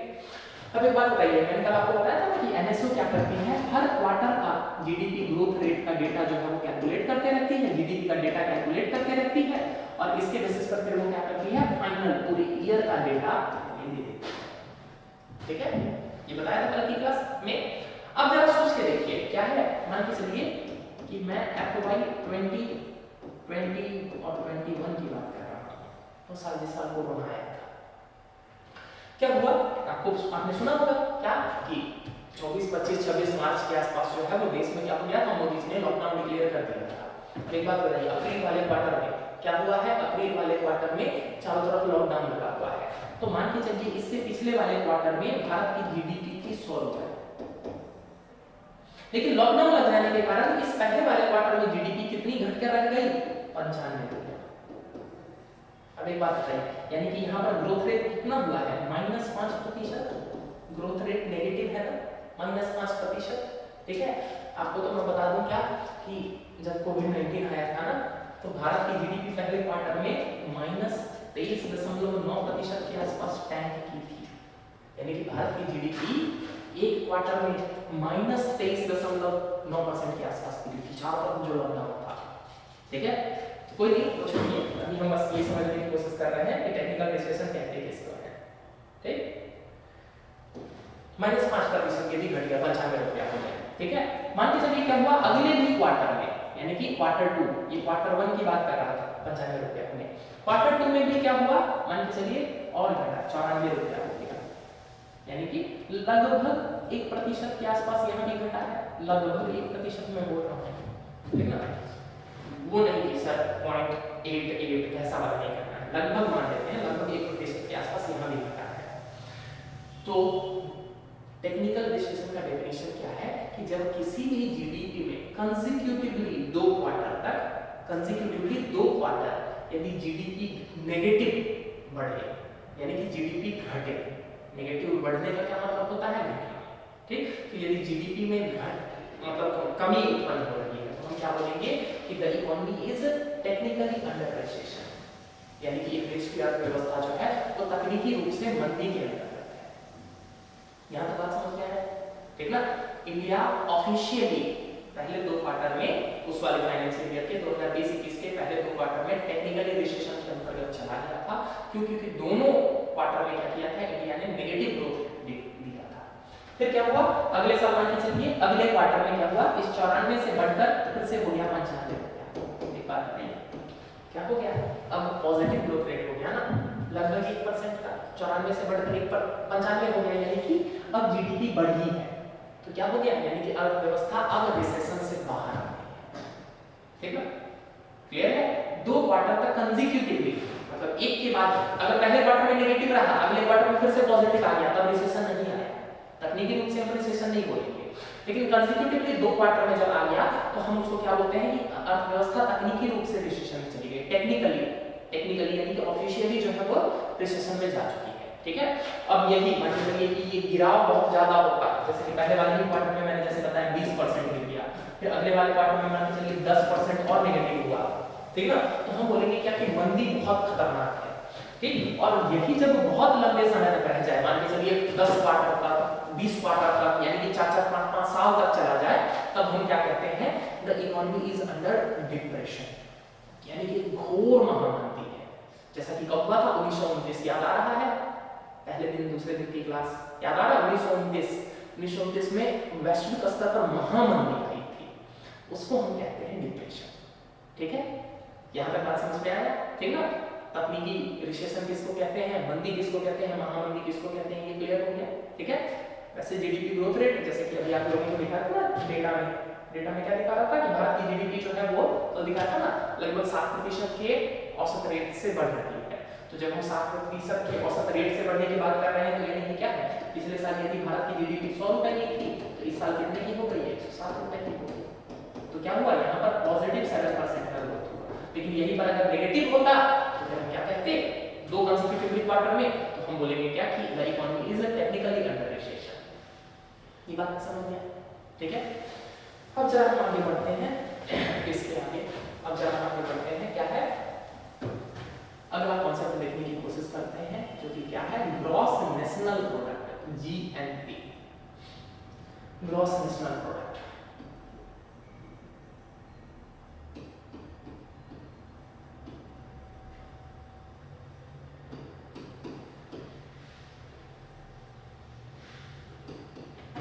सकल राष्ट्रीय उत्पाद,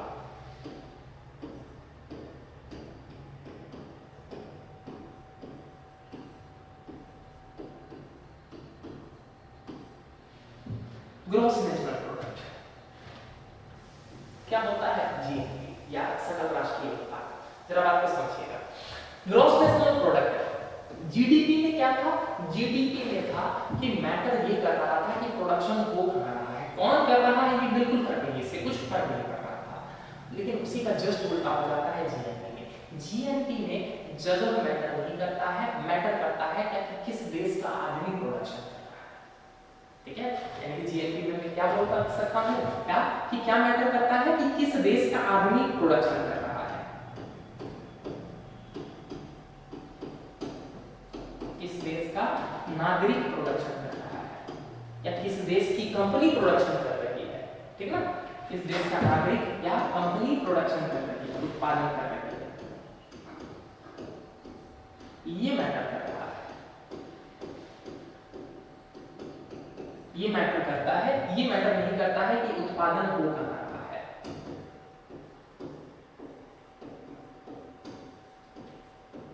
उत्पादन हो कहाँ रहा है ये मैटर नहीं करता है।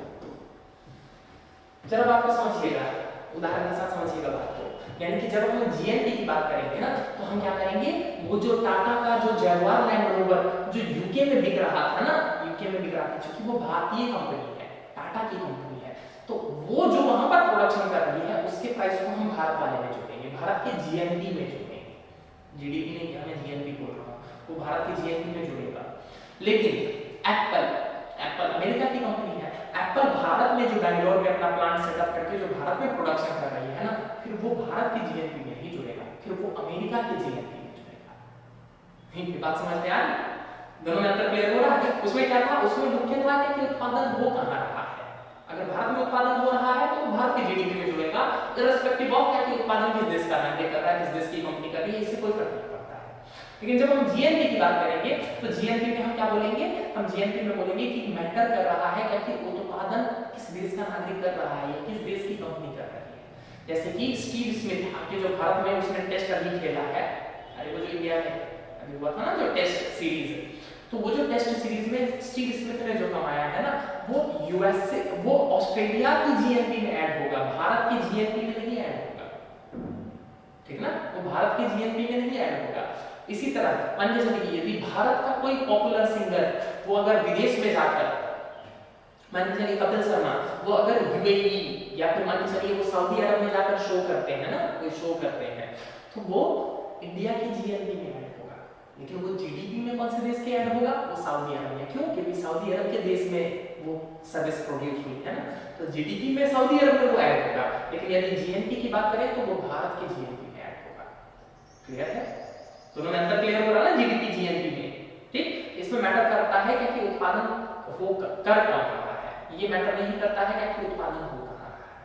ठीक है, तो ये तो वही मूल संरचना, लेकिन इसको कैलकुलेट ऐसे नहीं किया जाता है। इसको कैलकुलेट कैसे किया जाता है, इसकी गणना के लिए होता है कि नॉमिनल जीडीपी या फिर GDP at market price, nominal GDP में से हम क्या कर देते हैं, हम एक नेट नॉमिनल जीडीपी में से हम आउटफ्लोज को घटा देते हैं, और इनफ्लोज को जोड़ देते हैं, तो हमें क्या मिल जाता है, हमें मिल जाता है जीएन। जरा समझिएगा, नॉमिनल जीडीपी, हमने जीडीपी समझ लिया है, इस जीडीपी में से हम आउटफ्लो को घटा दे रहे हैं, यानी कि भारत से जो पैसा बाहर जा रहा है, भारत से जो पैसा बाहर जा रहा है, इसको हम घटा देंगे। क्यों? क्योंकि वो तो किसी और देश का है ना, उस देश की जीएनपी में ऐड होगा। ठीक ना, अभी मैंने बताया ना स्टीव स्मिथ ने जो भारत में टेस्ट मतलब सीरीज में जो कमाया, वो तो ऑस्ट्रेलिया के जीएनपी में ऐड होगा। तो ऐसे जो विदेशों के लोग जो भारत में आकर कर रहे थे ना, जैसे कि मान लीजिए एप्पल जो भारत में प्रोडक्शन कर रहा था, ये सब नेट आउटफ्लो है। तो क्या करते हैं हम, भारत में से आउटफ्लो, जितना पैसा बाहर जा रहा है उसको घटा देते हैं। जीडीपी में से जितना भारत से पैसा गया है, रेमिटेंस के रूप में, प्रॉफिट के रूप में, जिस भी रूप में गया है, उन सबको घटा देते हैं। और विदेशों में भारत के लोग भी काम कर रहे होंगे, विदेशों में अलग अलग देशों में जो भारत के लोग भी काम कर रहे होंगे, तो वहां से जो पैसा भारत आ रहा है उसको हम जोड़ देते हैं। तो जब नॉमिनल जीडीपी में आउटफ्लो घटा दिया जाता है और इनफ्लोज को जोड़ दिया जाता है, तो हमें क्या मिल जाता है, हमें मिल जाता है जीएनपी। ये भी क्लियर है? ठीक है, अरे जीएनपी क्लियर है ना? निकालने का तरीका ये होता है। वैसे मूल संकल्पना क्या है कि यहाँ पर क्या है, मैटर ये कर रहा है क्या कि उत्पादन कर कौन रहा है, मैटर ये नहीं करता है कि उत्पादन कौन कर रहा है। ठीक है, जीएनपी कैसे निकालते हैं ये भी बात समझ में आई। ठीक है, क्लियर है ना?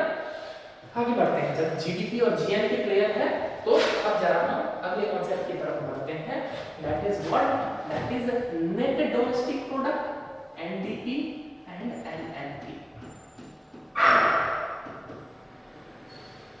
एनडीपी एंड एनएनपी, जरा बात को समझिएगा, यहां गौर कीजिएगा। एनडीपी को निकाला जाता है जीडीपी में से, जीडीपी में जो ग्रॉस था ना, वही ग्रॉस की जगह पर आ गया है नेट। Net domestic product. जैसे जीएनपी क्या था, ग्रॉस नेशनल प्रोडक्ट, इसी में जी की जगह आ गया है नेट एन, यानी कि नेट नेशनल प्रोडक्ट, यानी कि ग्रॉस की जगह अब हम क्या निकालेंगे, अब हम निकालेंगे नेट, ठीक ना। तो पहला क्वेश्चन तो आपके दिमाग में यही आ रहा है कि सर ग्रॉस से नेट निकाला कैसे जाता है। अगर हमें ये पता चल जाएगा तो हमें ये पता चल जाएगा क्या कि जीडीपी में से एनडीपी कैसे निकालेंगे या जीएनपी में से एनएनपी कैसे निकालेंगे। हमें क्या सीखना है बस कि ग्रॉस में से नेट निकालने का तरीका, ठीक है। तो ग्रॉस में से नेट निकालने का तरीका क्या होता है, इस बात को जरा गौर से समझिएगा। एक बात बताइए, भारत में जो भी कुछ भी सर्विसेज वगैरह प्रोड्यूस हो रही है या फिर जो भी गुड्स प्रोड्यूस हो रहे हैं, इन सब के प्रोडक्शन के क्रम में क्या होता है, जिन भी मशीनों के माध्यम से हो रहा हो या जिस भी तरीके से हो रहा हो, कुछ ना कुछ तो कमी आएगी ना। एक बात बताइए, कुछ ना कुछ तो उसमें जो होगा वो वियर एंड टियर होगा ना मशीन में। कुछ सोच के देखिए ना, मैं फोन चला रहा हूँ, मैंने नया फोन खरीदा, मान के चलिए 20,000 का, ठीक है। मैंने उसको 1 साल यूज किया, 1 साल यूज करने के कारण उस मशीन में कुछ वियर एंड टियर तो होगा ना, कुछ ना कुछ तो कमी आएगी ना, कुछ ना कुछ तो खराबी आएगी ना, ठीक है। इसी को क्या कहते हैं, इसी को कहा जाता है डेप्रिसिएशन। डेप्रिसिएशन यानी कि किसी भी उत्पादन की प्रक्रिया में, चाहे आप किसी गुड्स का उत्पादन कर रहे हैं या फिर आप किसी सर्विसेज का उत्पादन कर रहे हैं, इनके उत्पादन की प्रक्रिया में मशीन उपकरणों में क्या होता है, किसी न किसी तरह का वियर एंड टियर होता है, ठीक है। वियर एंड टियर होता है, इसी कारण क्या कहते हैं इसको डेप्रिसिएशन, यानी कि डेप्रिसिएशन। सिंपल सी बात है, आपने नया फोन खरीदा था 20,000 का, आप सेकंड हैंड बेचते हैं तो क्या वो 20,000 में बिकता है? नहीं ना। क्यों नहीं बिकता है? क्यों? क्योंकि जितना लंबा समय तक आपने उसको यूज किया है, इसके कारण क्या होगा, उसका प्राइस कुछ ना कुछ, उसके उपकरणों में कुछ ना कुछ वियर एंड टियर आएगा, कुछ ना कुछ कमी आएगी। तो हम क्या करते हैं, इसको डेप्रिसिएशन बोलते हैं। तो सिमिलरली जब हम देश की जीडीपी यानी कि ग्रॉस डोमेस्टिक प्रोडक्ट, जीडीपी में से जब डेप्रिसिएशन को घटा देते हैं, डेप्रिसिएशन को घटा देते हैं, तो हमें क्या मिलता है, हमें मिलता है एनडीपी, नेट डोमेस्टिक प्रोडक्ट। इस सरकार के कैलकुलेशन का तरीका है, सरकार के गणना का तरीका है। आप खुद सोच के देखिए ना, मान लीजिए 5 साल पहले जो मैंने मशीन खरीदी थी, 5 साल पहले जो मैंने मशीन खरीदी थी, 5 साल से मैं उसको यूज कर रहा हूँ, उस टाइम मैंने खरीदी थी उसको 5 लाख की। अब जरा सोचिए, देखिए 5 साल बाद भी जीडीपी के कैलकुलेशन में उसका प्राइस क्या 5 लाख रुपया लगाना सही है? अरे 5 साल से वो यूज हो रहा है तो कुछ ना कुछ तो घिसा होगा ना, कुछ हुआ होगा ना। तो आज भी उसका प्राइस 5 लाख लगाना कहीं से न्यायोचित नहीं है, कहीं से जुडिशियस नहीं है। तो गवर्नमेंट क्या करती है कि जीडीपी में से डेप्रिसिएशन को घटा देती है, ठीक है। हर प्रोडक्ट के डेप्रिसिएशन का प्राइस जो रहता है वो गवर्नमेंट अलग अलग फिक्स करती है। जैसे कि यदि मान लीजिए आपने घर बना रखा है ना, घर बना रखा है तो उसमें शायद 1% डेप्रिसिएशन ऐड होता है।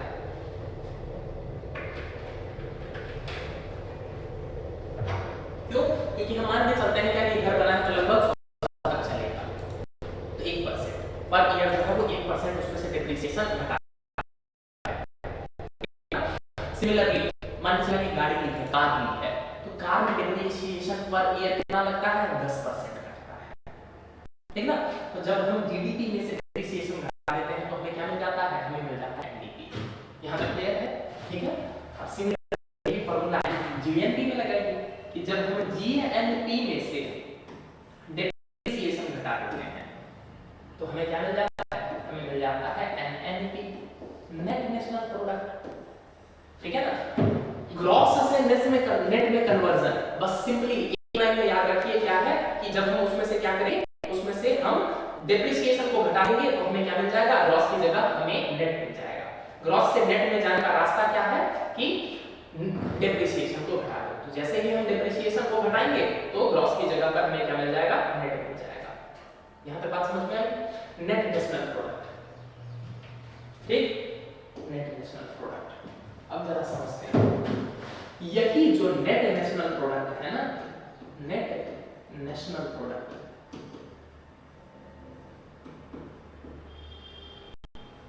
यही जो नेट नेशनल प्रोडक्ट है, नेट नेशनल प्रोडक्ट, इसी का प्रयोग किया जाता है किसमें, इसी का प्रयोग किया जाता है नेशनल इनकम को निकालने के लिए, ठीक है। यानी कि नेशनल इनकम क्या है, नेशनल इनकम का सिंपल सा फॉर्मूला है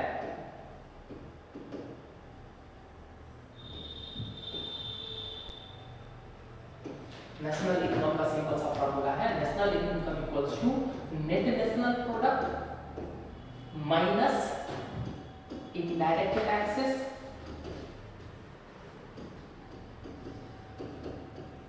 प्लस सब्सिडीज।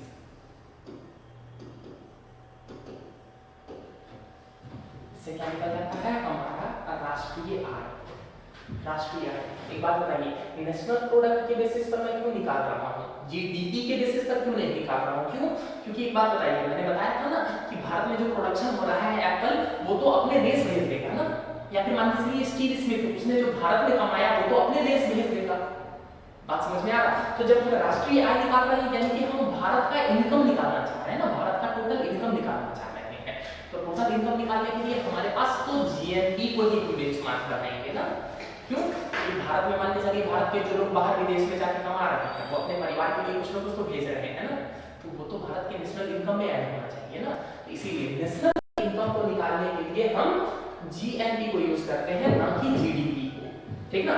तो हम जीएनपी को यूज करेंगे, और जीएनपी को यूज करने के कारण हम क्या करेंगे, जीएनपी में से जब डेप्रिसिएशन को घटा देंगे तो हमें मिल जाएगा net national product NNP. NNP depreciation को घटा देंगे, और यही NNP at factor cost, NNP at factor cost, इसी को हम क्या कहते हैं, NNP at factor cost is known as national income. ठीक है, ये एक लाइन में बस ये फॉर्मूला याद रखिएगा, national income NNP at factor cost. GDP at factor cost याद आ रहा है, जीडीपी एट फैक्टर कॉस्ट क्या था, GDP minus indirect taxes plus subsidies.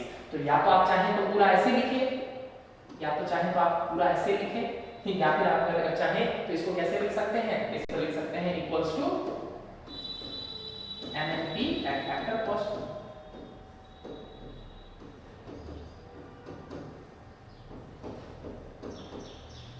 ठीक है, ये भी नेशनल इनकम की तरह है। यदि कोई आपको नहीं जीडीपी से नेशनल इनकम को कैसे निकाला जाता है, जीडीपी से नेशनल इनकम निकालने का क्या तरीका है, नेशनल इनकम इक्वल टू आप लिखिए nominal GDP, nominal GDP, nominal GDP minus nominal GDP minus nominal GDP minus net outflow, nominal GDP minus outflow plus inflow, outflow minus outflow plus inflow, और फिर ये सब। एक बात बताइए, नॉमिनल जीडीपी में से मैंने आउटफ्लो माइनस आउटफ्लो किया और प्लस इनफ्लो किया, तो इतना दूर क्या हो गया, इतना दूर हो गया जीएनपी। ठीक है, अब इसमें से मैं और क्या घटाऊं, इसमें से मैं घटा दूं डेप्रिसिएशन। तो अब यहां से यहां तक क्या हो गया, यहां से यहां तक हो गया जीएनपी, एनएनपी हो गया ना, और आगे फिर वही कर दीजिए आप, माइनस इनडायरेक्ट टैक्स और प्लस सब्सिडी। ऐसे भी आप निकाल सकते हैं, ऐसे भी आप निकाल सकते हैं। ठीक है, नेशनल इनकम निकालने का आप ये फॉर्मूला यूज कर लीजिए, वो फॉर्मूला यूज कर लीजिए, आपके ऊपर डिपेंड करता है। ठीक ना? ठीक, नॉमिनल जीडीपी से निकालने का क्या तरीका है, नॉमिनल जीडीपी में से मैंने आउटफ्लो घटाया और इनफ्लो को जोड़ दिया, तो ये इतना दूर जो है वो क्या बना, ये पूरा बना जीएनपी। अभी पीछे पढ़ा चुका हूं मैं जीएनपी का फॉर्मूला, ये देखिए जीएनपी का फॉर्मूला है ना, जीएनपी का फॉर्मूला। तो जीएनपी हमने निकाला, और जीएनपी में क्या किया, जब हमने डेप्रिसिएशन घटाया तो हमें क्या मिल गया, नेट नेशनल प्रोडक्ट। और नेट नेशनल प्रोडक्ट में से जैसे ही मैंने इनडायरेक्ट टैक्सेस घटा दिए और सब्सिडीज जोड़ दी, तो हमें क्या मिल गया, हमें मिल गया नेशनल इनकम, यानी कि भारत की राष्ट्रीय आय। इसी फॉर्मूला के बेसिस पर निकाला जाता है। ठीक है, यहां हमने क्या निकाल दिया, नेशनल इनकम। अब इसी नेशनल इनकम को, इसी राष्ट्रीय आय को, इसी नेशनल इनकम को जब हम पूरे भारत की पॉपुलेशन से डिवाइड करेंगे, पूरे भारत की पॉपुलेशन से डिवाइड करते हैं, divided by total population of India, तो हमें क्या मिल जाएगा, हमें मिल जाएगा पर कैपिटा इनकम, प्रति व्यक्ति आय।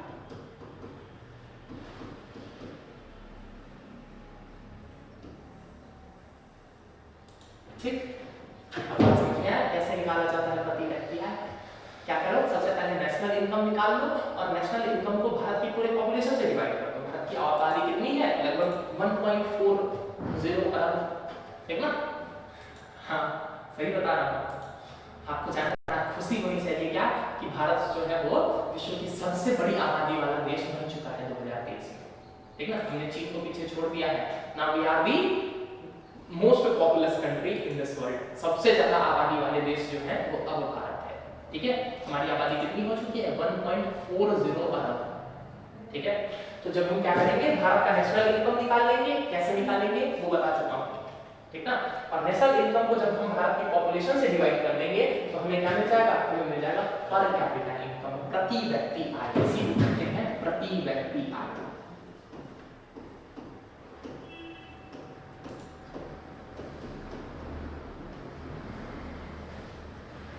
अब बात समझ में आया, प्रति व्यक्ति आय निकालने का क्या तरीका होता है। यही कारण है कल से हम जीडीपी पढ़ रहे थे ना, इसीलिए पढ़ रहे थे, इससे हमें पता चल जाएगा प्रति व्यक्ति आय क्या है, ठीक। प्रति व्यक्ति आय यहाँ तक क्लियर है। देखिए इसी से संदर्भित कुछ छोटे छोटे टर्म्स हैं, उनको देख लेते हैं अब, ठीक। इसी के संदर्भ में एक जो बड़ा टर्म आता है वो क्या है, वो है जीडीपी का calculation on the basis of purchasing power parity, यानी कि परचेजिंग पावर पैरिटी यानी कि खरीद क्षमता तुलना, खरीद क्षमता तुलना। जब खरीद क्षमता की तुलना के आधार पर जब हम जीडीपी का कैलकुलेशन करते हैं, जीडीपी प्राप्त करने की कोशिश करते हैं, तो उसे कहते हैं GDP at purchasing power parity.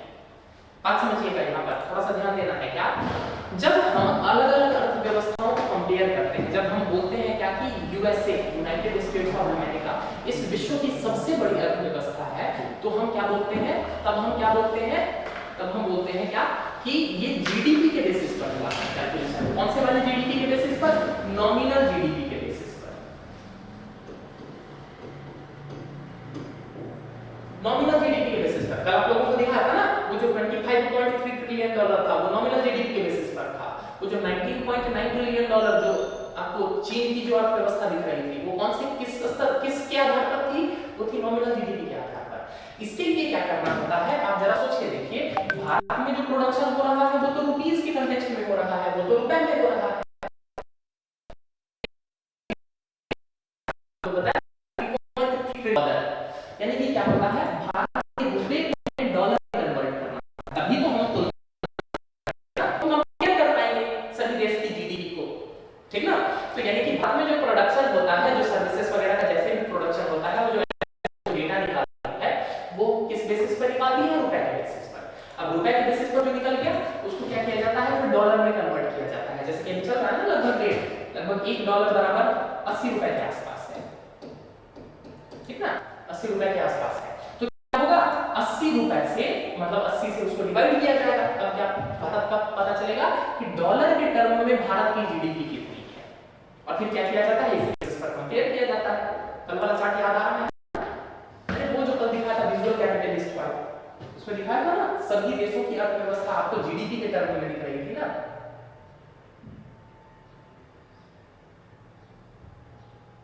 ये देखिए, इसकी बात कर रहा हूं,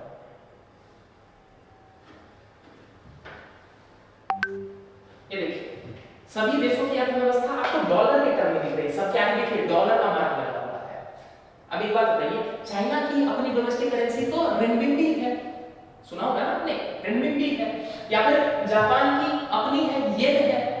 लेकिन एक बात बताइए, क्योंकि पूरे विश्व को कंपेयर करना है, तो इसीलिए वो लोग क्या करते हैं, अपने डोमेस्टिक करेंसी को डॉलर में कन्वर्ट करते हैं, मतलब खाली कैलकुलेशन के लिए। ऐसा नहीं मैं बोल रहा हूँ कि सारा का सारा रुपया जो है वो डॉलर में कन्वर्ट कर देंगे, वो नहीं, मतलब कैलकुलेशन के लिए हम कन्वर्ट करते हैं उसको डॉलर में, ताकि क्या हो सके, तुलना हो सके।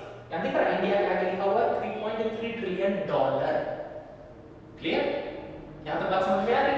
तो पहला तो कंपैरिजन इस बेसिस पर होता है, दूसरा कंपैरिजन देखिए, दूसरा कंपैरिजन का आता है, अब जरा खुद सोच के बताइए, भारत में आप मैकडी में चले जाइए, मैकडॉनल्ड्स, मैकडी में चले जाइए, वहां पर जाइए, आप एक बर्गर खरीदिए, एक बर्गर खरीदिए, एक बर्गर का प्राइस कितना होगा, लगभग 50 रुपए मान ले। अरे एक ऑर्डिनरी एक बर्गर जो है वो आपको लगभग 50 रुपए में मिल जाएगा, ठीक है ना।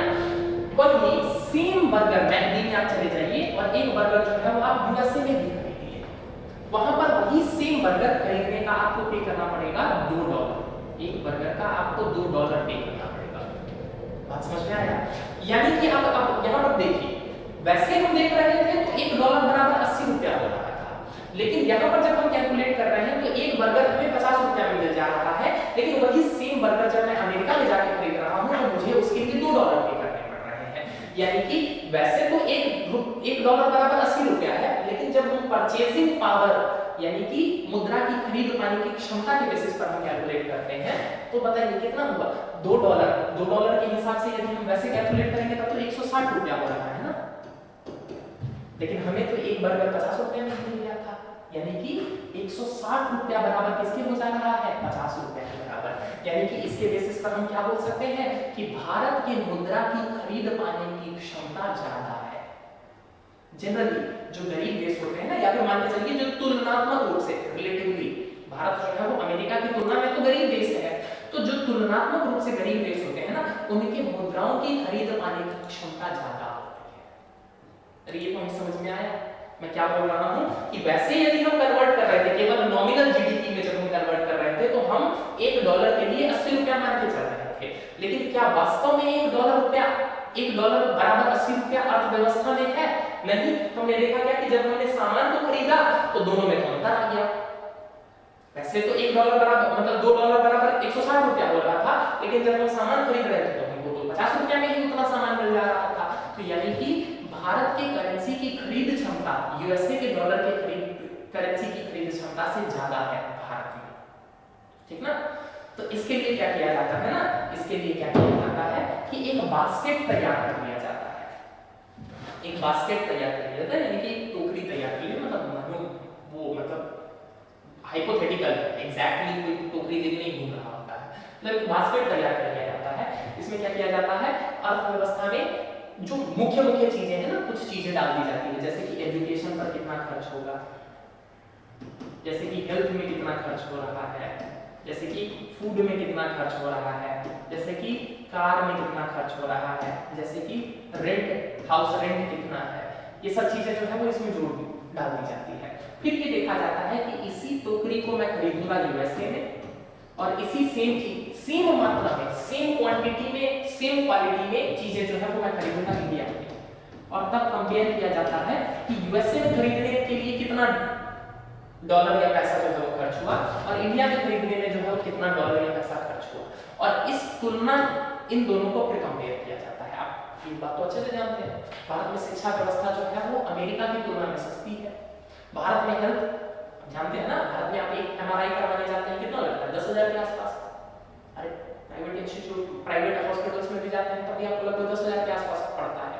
अमेरिका में जाइए एक एमआरआई का अगर इंडियन करेंसी में हम कन्वर्ट करके देखें तो लगभग 1 लाख तक लग जाता है। तो यानी कि देख रहे हैं ना, दोनों की मुद्राओं की खरीद पाने की क्षमता में अंतर है, दोनों की मुद्राओं की खरीद पाने की क्षमता में डिफरेंस है। तो जब हम इस अंतर के बेसिस पर कैलकुलेट करते हैं ना, तो हमें क्या पता चलता है कि भारत की GDP on the basis of purchasing power parity अपने आप 10 ट्रिलियन डॉलर से अधिक हो जाती है, 10 ट्रिलियन डॉलर से अधिक हो जाती है, और भारत विश्व की तीसरी सबसे बड़ी अर्थव्यवस्था बन जाता है। बात समझ में आया? नॉमिनल जीडीपी और परचेजिंग पावर दोनों में अंतर समझ में आया? क्यों? क्योंकि हर देश की मुद्रा की खरीद पाने की क्षमता में अंतर है। क्लियर? इसी बास्केट को यदि मैं यूएसए में जाके खरीद रहा था तो मुझे महंगा पड़ रहा था, मतलब डॉलर और रुपए के कंटेक्स्ट में देखिए भारत में ये भी सस्ता पड़ रहा था। क्यों? क्योंकि भारत में रेंट सस्ता है, भारत में कार अमेरिका की तुलना में सस्ता है, भारत में फूड अमेरिका की तुलना में सस्ता है, भारत में हेल्थ अमेरिका की तुलना में सस्ता है, भारत में एजुकेशन अमेरिका की तुलना में सस्ता है। तो हम इन दोनों को कंपेयर करते हैं और इसके बेसिस पर हम क्या डिसाइड करते हैं कि $1 बराबर वास्तव में कितना रुपया होना चाहिए। बात समझ में आया? अरे यहाँ बात समझ में आ रहा है ना? ठीक, तो इसके बेसिस पर जब हम कैलकुलेट करते हैं तो भारत की अर्थव्यवस्था अपने आप बढ़कर जो है वो 10 ट्रिलियन डॉलर के आसपास पहुंच जाती है। क्यों? क्योंकि हमारा रुपया वैसे 80 रुपया बराबर $1 चल रहा है, लेकिन यदि तुम परचेसिंग पावर पर बात करो ना तो हमारा रुपया जो है वो इतना कमजोर नहीं है, तब हमारा रुपया जो है वो 40 के आसपास पड़ेगा 40 से भी कम बढ़ेगा। इस कारण से क्या हो गया, नॉमिनल जीडीपी में हम देख रहे थे तो 3.3 ट्रिलियन डॉलर था, और जब हम परचेजिंग पावर पैरिटी के बेसिस पर देख रहे हैं तो 10 ट्रिलियन डॉलर से ज्यादा बड़ी अर्थव्यवस्था है। उसमें हम कौन से नंबर पर थे, उसमें हम नंबर पर थे 5वें नंबर पर, इसमें हम कौन से नंबर पर आ गए, हम आ गए अपने आप 3रे नंबर पर। बात समझ में आई? ठीक है, जब हम परचेजिंग पावर पैरिटी की बात करते हैं ना तो पीटीपी के बेसिस पर इस विश्व की सबसे बड़ी अर्थव्यवस्था कौन सी है, कौन सी है? नहीं, अमेरिका बिल्कुल नहीं है, चाइना है। ठीक ना, चाइना इस विश्व की सबसे बड़ी अर्थव्यवस्था है। परचेजिंग पावर पैरिटी के बेसिस पर इसके पास जो है इसकी जीडीपी 27 ट्रिलियन डॉलर की हो जाती है, और परचेजिंग पावर पैरिटी के बेसिस पर सेकंड नंबर पर आता है यूएसए, जिसकी अर्थव्यवस्था 21 ट्रिलियन डॉलर के आसपास होती है। दोनों में अंतर समझ में आया? नॉमिनल जीडीपी में क्या होता है, हम एक्सचेंज रेट को फॉलो करते हैं। क्या कि एक्सचेंज रेट में $1 बराबर कितना रुपया चल रहा है, या $1 बराबर कितना युआन चल रहा है, कितना रेंडमी चल रहा है। लेकिन जब हम परचेजिंग पावर पैरिटी के बेसिस पर कैलकुलेट करते हैं तो हम देखते हैं क्या कि एक बास्केट को खरीदने में अमेरिका में कितना खर्च हो रहा है और इंडिया में कितना खर्च हो रहा है, और इसके बेसिस पर हम कैलकुलेट करते हैं। ये बात समझ में आई? अरे ये बात समझ में आ गई ना क्या? तो जब हम इस बेसिस पर कैलकुलेट करते हैं तो भारत जो है वो विश्व की 30वीं सबसे बड़ी अर्थव्यवस्था है। नंबर 1 पर चाइना है, नंबर 2 पर यूएसए है, और 3रे नंबर पर भारत है। ठीक है, ये भी क्लियर है? हाँ, चलिए, तो जब ये भी क्लियर है तो अब हम जरा देखने की कोशिश करते हैं कुछ छोटी छोटी संकल्पनाएं। जैसे कि सबसे पहली संकल्पना है ग्रीन जीडीपी। ग्रीन जीडीपी की संकल्पना क्या है? ग्रीन जीडीपी की संकल्पना का सिंपल सा क्या मतलब होता है कि किसी भी तरह का उत्पादन हो, चाहे वो गुड्स का हो चाहे वो सर्विसेज का हो, किसी भी तरह का उत्पादन हो, गुड्स या सर्विसेज का, इस पूरी प्रक्रिया में पर्यावरण को तो क्षति होती ही। अरे एक बात बताइए, आप गुड्स का उत्पादन कर रहे हैं, सर्विसेज का उत्पादन कर रहे हैं, कुछ ना कुछ क्षति होती है पर्यावरण को, ठीक ना? तो जब हम देश की जीडीपी में से पर्यावरण को हुई इस क्षति को हटा देते हैं तो हम क्या बोलते हैं कि हमें ग्रीन जीडीपी मिला है, यानी कि पर्यावरण के प्रभाव को हमने उसमें से समाप्त करने की कोशिश की है, घटाने की कोशिश की है। फिर देख रहे हैं ना इंटरनेशनल लेवल पर पर्यावरण संबंधी मुद्दों को लेकर धीरे धीरे जन जागरूकता थोड़ी बढ़ रही है ना, ग्लोबल वार्मिंग, क्लाइमेट चेंज, इन सब मुद्दों पर जो है वो बात हो रहा है, और मतलब इंटरनेशनल लेवल पर जो है वो खूब सारी जागरूकता बढ़ रही है।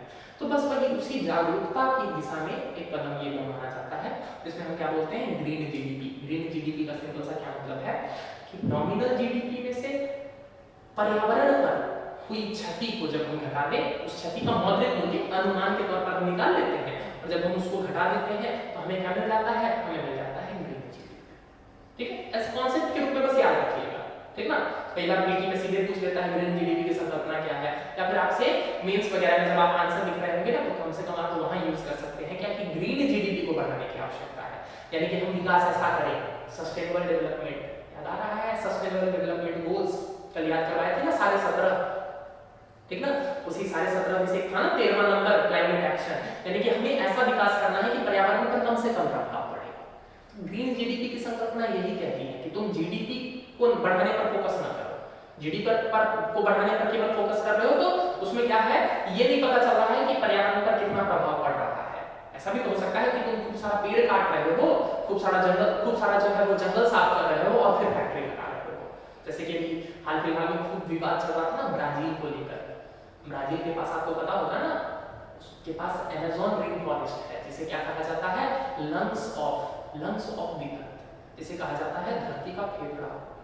आप देख रहे हैं ना ब्राजील में इकोनॉमिक डेवलपमेंट या फिर जो है वो इंडस्ट्रीज लगाने के लिए क्या किया जा रहा है, कुछ क्षेत्रों में ऐसी खबरें आती रहती है क्या कि जंगलों को काटा जा रहा है। ठीक है, अब एक बात सोच के देखिए, जंगल काट के उन्होंने क्या किया, फैक्ट्रीज वगैरह लगा दिए, तो इसके कारण जीडीपी तो बढ़ती हुई दिखेगी। क्यों? क्योंकि जीडीपी जो है ये वैश्विक स्तर पर सम्मान का भी आधार होता है। जिस देश की अर्थव्यवस्था जितनी बड़ी होती है उसका अंतर्राष्ट्रीय स्तर पर रुतबा उतना होता है, ठीक है? तो अब क्या चाह रहे हैं वो कि केवल जीडीपी बढ़ाने पर फोकस ना करो, जीडीपी बढ़ाने के चक्कर में तुम पर्यावरण को इग्नोर ना करो, ठीक ना? तो पर्यावरण की जरूरतों का ध्यान रखते हुए जीडीपी बढ़ाओ, इसीलिए ग्रीन जीडीपी की संकल्पना आई है। क्या? ग्रीन जीडीपी, हरित समृद्धि करो, ठीक ना? जीडीपी बढ़ाओ लेकिन पर्यावरण को भी बचाते हुए। ठीक ना। तो ग्रीन जीडीपी बढ़ेगा तो इसका मतलब क्या है कि जीडीपी भी बढ़ रही है लेकिन पर्यावरण का संरक्षण भी हो रहा है, ठीक ना। ये सतत विकास की अवधारणा, वही जो सस्टेनेबल डेवलपमेंट कल की क्लास में बताया था ना, क्या कि हमें विकास ऐसा करना है कि वर्तमान की भी जरूरतें पूरी हो और भविष्य में आने वाली पीढ़ियों की भी जरूरतें पूरी हो सके। ये उसी संकल्पना पर आधारित है, ठीक है ना। आप लोगों ने याद कर लिया है सस्टेनेबल डेवलपमेंट गोल्स जो 17 के 17 दिए थे कल याद करने के लिए होमवर्क में? हाँ नहीं कर लीजिएगा, बताया ना पीटी में खूब क्वेश्चंस पूछे जाते हैं, मेंस में भी क्वेश्चन आते हैं, आप अपने आंसर्स को लिखते वक्त जो है उनको यूज कर सकते हैं, ठीक है। ये नहीं बोल रहा हूँ बैठ के रटने बैठ जाइएगा, बार बार देखिएगा, मल्टीपल टाइम, दिन में 3 4 5 बार देखिएगा, 1 से 2 दिन में आपको याद हो जाएगा, ठीक है। एक बार मेरे साथ दोहरा लीजिए। सबसे पहला क्या था? सबसे पहला था नो पॉवर्टी, दूसरा था जीरो हंगर, तीसरा था health and wellbeing, fourth quality education, पांचवा जेंडर इक्वालिटी, छठा drinking water and sanitation, 7 clean and affordable energy, 8 decent work and economic growth, 9 innovation industry and infrastructure, 10 reduced inequality, 11th sustainable cities, 12th responsible production and consumption, 13th climate action, 14th life below water, 15th life on land, 16th strong institutions, peace and justice, और 7th partnership for all, ठीक है। मुझे याद है तो आपको भी याद होना चाहिए ना, याद कर लीजिएगा, बहुत काम की चीज है, ठीक है, रामबाण है एकदम। चलिए तो ये हो गया ग्रीन जीडीपी का कॉन्सेप्ट, ठीक है। इसी के साथ एक और कॉन्सेप्ट है जो जनरली हमारा पड़ोसी देश जो है ना भूटान, ये लोग जीडीपी में विश्वास नहीं करते हैं, मतलब जीडीपी वगैरह ठीक क्या माना नहीं है, ये बात करते हैं ग्रॉस नेशनल हैप्पीनेस की, ग्रॉस नेशनल हैप्पीनेस की बात करते हैं, सकल राष्ट्रीय खुशी, ग्रॉस नेशनल हैप्पीनेस, ठीक ना। ग्रॉस हैप्पीनेस, जीडीपी ग्रोथ में क्या है, जीडीपी ग्रोथ में केवल क्वांटिटेटिव ग्रोथ हो रहा है, यानी कि पैसों के आधार पर जो है वो वृद्धि दिख रही है, इसीलिए ये लोग बोलते हैं क्या कि हम लोग ग्रॉस डोमेस्टिक प्रोडक्ट की हम लोग बात ही नहीं करेंगे, हम लोग बात करेंगे ग्रॉस नेशनल हैप्पीनेस की, यानी कि हमारे देश के लोग कितने खुश हैं, यदि खुश हैं तो विकास हो रहा है, ठीक ना। तो ये लोग जीडीपी वगैरह नहीं कैलकुलेट करते हैं, ये लोग कैलकुलेट करते हैं ग्रॉस नेशनल हैप्पीनेस, ठीक, कि पूरे मतलब पूरे देश में जो है वो लोगों में कितनी ज्यादा खुशी है, ठीक है ना। अपने अपने तरीके हैं, इनका कहना है कि एक बात बताओ, तुम अपने हिसाब से ये कैसे सारे देशों पर थोप सकते हो, क्या कि तुम्हारे यहाँ यदि लोग कार खरीद के खुश हो रहे हैं तो जरूरी थोड़ी है कि हमारे यहाँ भी लोग कार खरीद के खुश हो, हर देश की अपनी संस्कृति है, हर देश के लोगों के अपने रीति रिवाज हैं, तो इसीलिए इन लोगों ने इस पैमाने को एक्सेप्ट ही नहीं किया, इन्होंने बोला कि हमें जीडीपी बढ़ाने पर हमें फोकस ही नहीं करना है, हमें ये देखना है कि हमारे लोग खुश हैं कि नहीं बस। तो भूटान में जीडीपी कैलकुलेट नहीं होता है, वहां पर ग्रॉस नेशनल हैप्पीनेस कैलकुलेट होता है, ठीक है। ये बात भी समझ में, बस देख लीजिएगा पीटी में लिखा जो है ये भी क्वेश्चन के रूप में पूछ लेता है। अगला पॉइंट देखिए इसी में, अभी आपको पता है ना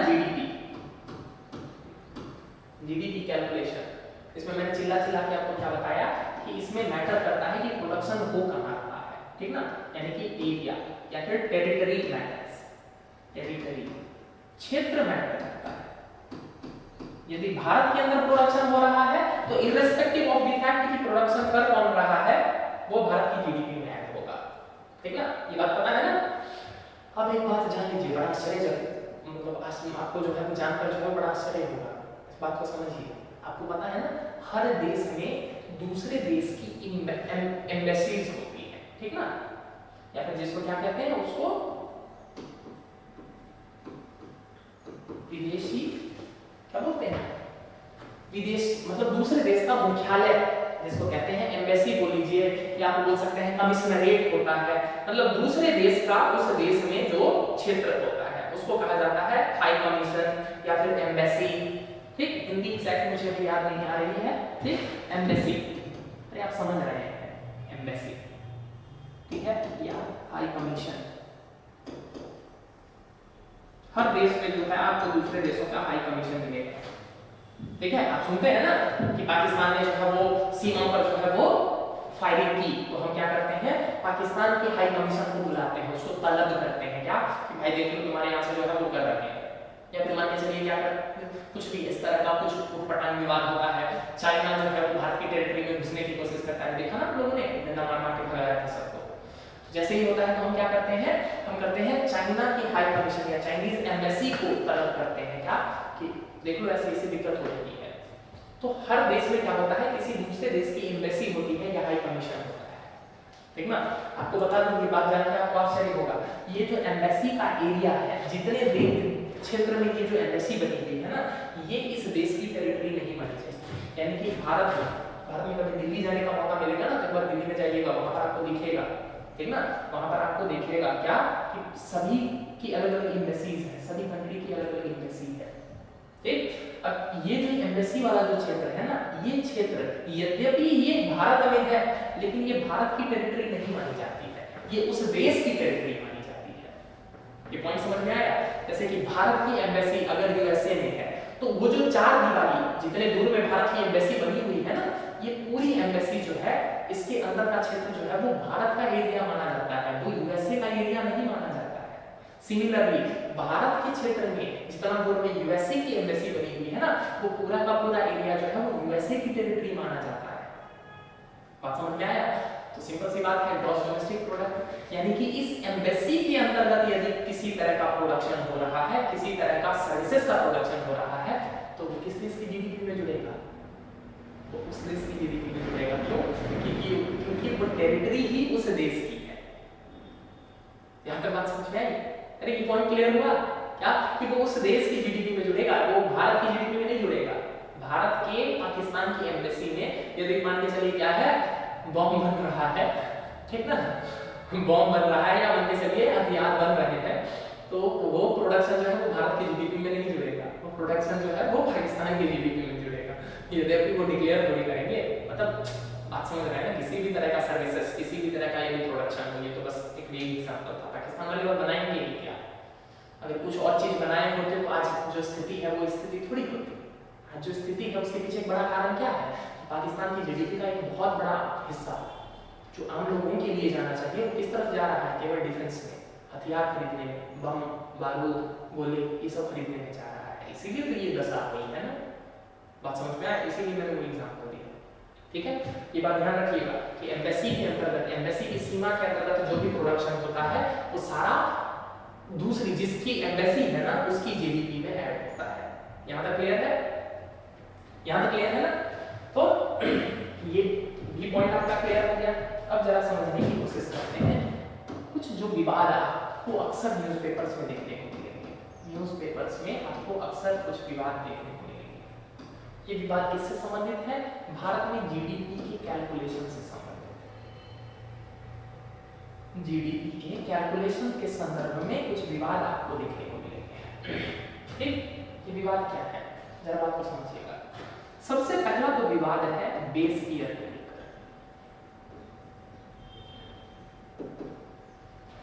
जरा बात को समझिएगा।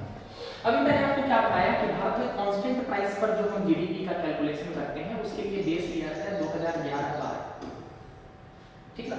अब जरा सोच के देखिए 2011-12 के बेसिस पर हम जीडीपी का कैलकुलेशन कर रहे हैं, यानी कि 2011-12 के प्राइस आज भी मान्य है, ठीक ना। ठीक, इस पेन का अगर हम जीडीपी में कैलकुलेट करना चाहते हैं तो इस पेन का 2011-12 में जो प्राइस था लगभग हम उसी को मान रहे हैं। कितना मतलब मोटा मोटी समझते हैं ना, ये पेन 2011-12 में बनता था या नहीं वो दूसरी बात है, ठीक ना। मुद्दा क्या है कि हम कुछ चीजों का प्राइस जो है ना मोटा मोटी उसके हिसाब से फिक्स मान लेते हैं और उसी के बेसिस पर जो है वो हम आगे भी कैलकुलेट करते रहते हैं। यही था रियल जीडीपी का कॉन्सेप्ट, ठीक ना। तो यही हुआ 2015 में क्या था, 2015 से पहले ये प्राइस बेस ईयर जो है वो 2004-05 था। तो 2004-05 से बढ़ाकर 2015 में बेस ईयर को 2011-12 किया गया।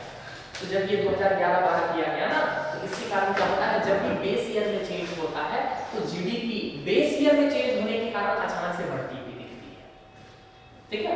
सिंपल सी बात है, अभी 2011-12 में इस पेन का प्राइस क्या था और अब अगर मान लीजिए गवर्नमेंट ने क्या किया, बेस ईयर को चेंज करके 2020-21 कर दिया, तो अब एक बात बताइए, इस पेन का प्राइस बढ़ जाएगा ना। अब इस पेन का प्राइस बढ़ जाएगा बेस ईयर में, जीडीपी अपने आप बढ़ती हुई दिख जाएगी।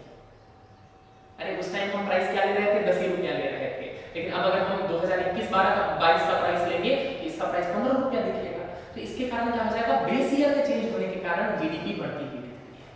ठीक ना। तो इसके कारण क्या होता है, कई बार बहुत सारे पॉलिटिकल पार्टीज मतलब अभी बात है, आम जनता को थोड़ी पता है क्या कि ये सब कैलकुलेशन कैसे होता है, आम जनता को थोड़ी पता है। कई बार क्या होता है, इसका पॉलिटिकल यूज कर लिया जाता है, मतलब क्या कि देखो भारत की जीडीपी इतनी तेजी से बढ़ती हुई दिख रही है। तो जब भी बेस ईयर में चेंज होता है ना, तो इस तरह के विवाद उत्पन्न होते हैं, कंट्रोवर्सीज जो है उत्पन्न होते हैं। अब देखिएगा, मतलब एग्जैक्टली बोल रहा हूँ क्या कि आप कोई न्यूज़पेपर में कोई आर्टिकल पढ़ रहे होंगे जो थोड़ा सा प्रो गवर्नमेंट है, तो वो सिंपली आपको बोलेगा क्या कि देखो भारत की जीडीपी इतनी बढ़ती हुई दिख रही है, इतना सब कुछ अच्छा दिख रहा है। लेकिन जो थोड़ा सा एंटी गवर्नमेंट होगा ना, वो बट ऑब्वियस है क्या कि वो इस चीज को पॉइंट आउट करेगा क्या कि जीडीपी जो बढ़ रही है ना, कुछ नहीं बढ़ रही है, इसमें जो है वो बेस इफेक्ट दिख रहा है। बात समझ में आया? बेस इफेक्ट का क्या मतलब होता है कि नीचे से, अरे सिंपल सी बात है, इसको एक दूसरे एग्जांपल से समझाता हूँ। मान के चलिए कि मेरे पास जो है वो 5 रुपया था पिछले साल पॉकेट में, मेरी इनकम जो है वो बढ़कर हो गई 5 से 10 रुपए, 5 से 10 रुपए, यानी कि इनकम कितना मेरा बढ़ा, इनकम बढ़ा मेरा 5 ही रुपया, लेकिन परसेंटेज वाइज ये कितना ग्रोथ हुआ, ये हो गया 100%, दुगना हो गया ना मेरा, 5 रुपया से बढ़कर दोगुना हो गया 100%। दूसरी तरफ आपकी इनकम, आपकी पिछले साल जो है ना आपकी इनकम थी 100 रुपया, ठीक है, आपकी इनकम 100 रुपए से बढ़कर हो गई कितनी, ये 5 रुपए से बढ़कर हो गई थी 10 रुपए, आपकी इनकम 100 रुपए से बढ़कर हो गई 150 रुपए। एक बात बताइए, मेरी इनकम कितनी बढ़ी, मात्र 5 रुपए, आपकी इनकम कितनी बढ़ी, मेरे से 10 गुनी बढ़ी, आपकी इनकम 50 रुपए अधिक बढ़ी, लेकिन परसेंटेज के रूप में आपका कितना बढ़ा, मात्र 50%। बात समझ में आया? यानी कि एक बात बताइए, ये जो मेरा ज्यादा दिख रहा है इसके पीछे रीजन क्या है, ये बेस, आपका कम दिख रहा है इसके पीछे ये रीजन क्या है, ये बेस, ठीक ना, इसी को कहते हैं बेस इफेक्ट। तो यानी कि बेस में किसी तरह का कोई चेंज होता है ना, तो रिजल्ट में इम्पैक्ट आता है। तो यही कारण है, पहले तो कंट्रोवर्सी आपको दिखेगी बेस इफेक्ट से, ठीक ना, क्या बेस इफेक्ट से रिलेटेड, बेस इफेक्ट से रिलेटेड कंट्रोवर्सीज दिखाता हूं आपको। तो पहली जो कंट्रोवर्सी हुई वही कारण से कि जब 2015 में क्या किया गया, बेस ईयर को 2004-5 से बदलकर 2011-12 किया, जिसके कारण क्या है, जीडीपी जो है वो बढ़ती हुई दिखी। तो पहले तो कंट्रोवर्सी इसी कारण दिखी। दूसरी कंट्रोवर्सी जो हाल फिलहाल में आपको देखने को मिलेगी वो दिखाता हूं, वो यहाँ देखिए,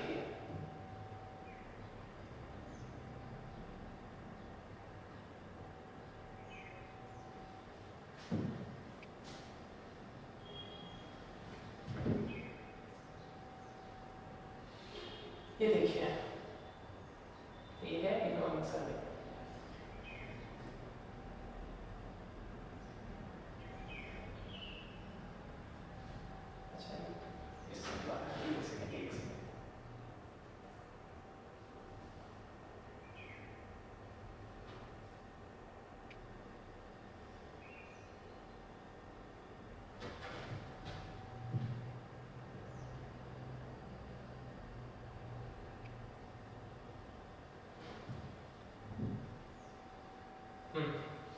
ये वाला देखिए,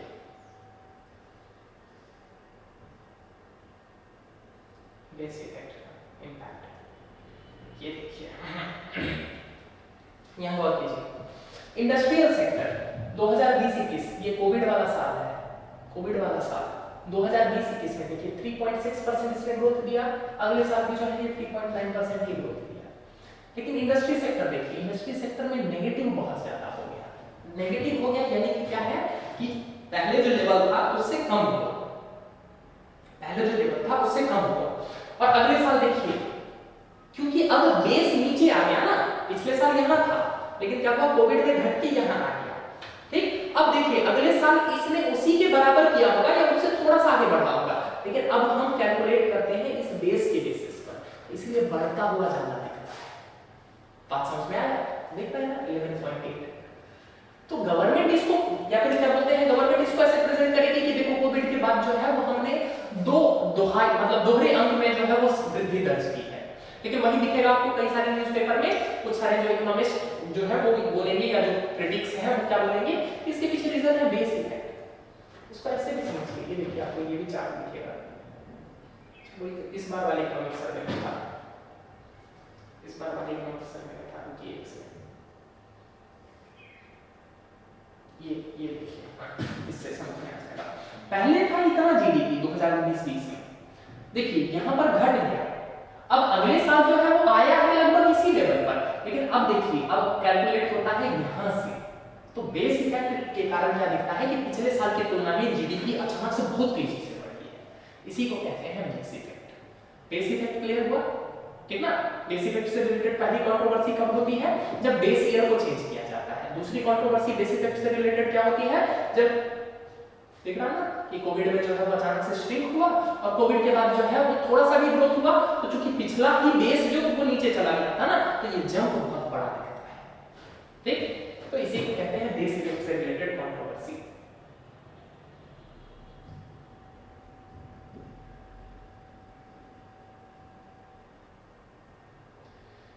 चलिए दूसरी कंट्रोवर्सी देखते हैं। दूसरी कंट्रोवर्सी इससे रिलेटेड क्या है, दूसरी कंट्रोवर्सी है रिलेटेड इन्फ्लेशन, महंगाई।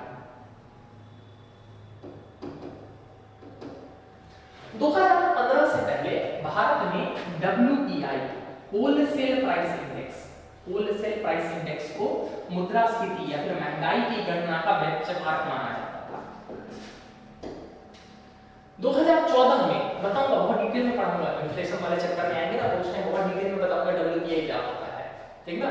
अभी बस इतना जान लीजिए कि 2014 से पहले WPI यानी कि होलसेल प्राइस इंडेक्स, थोक मूल्य सूचकांक के आधार पर गरीबी महंगाई की गणना होती थी, ठीक है।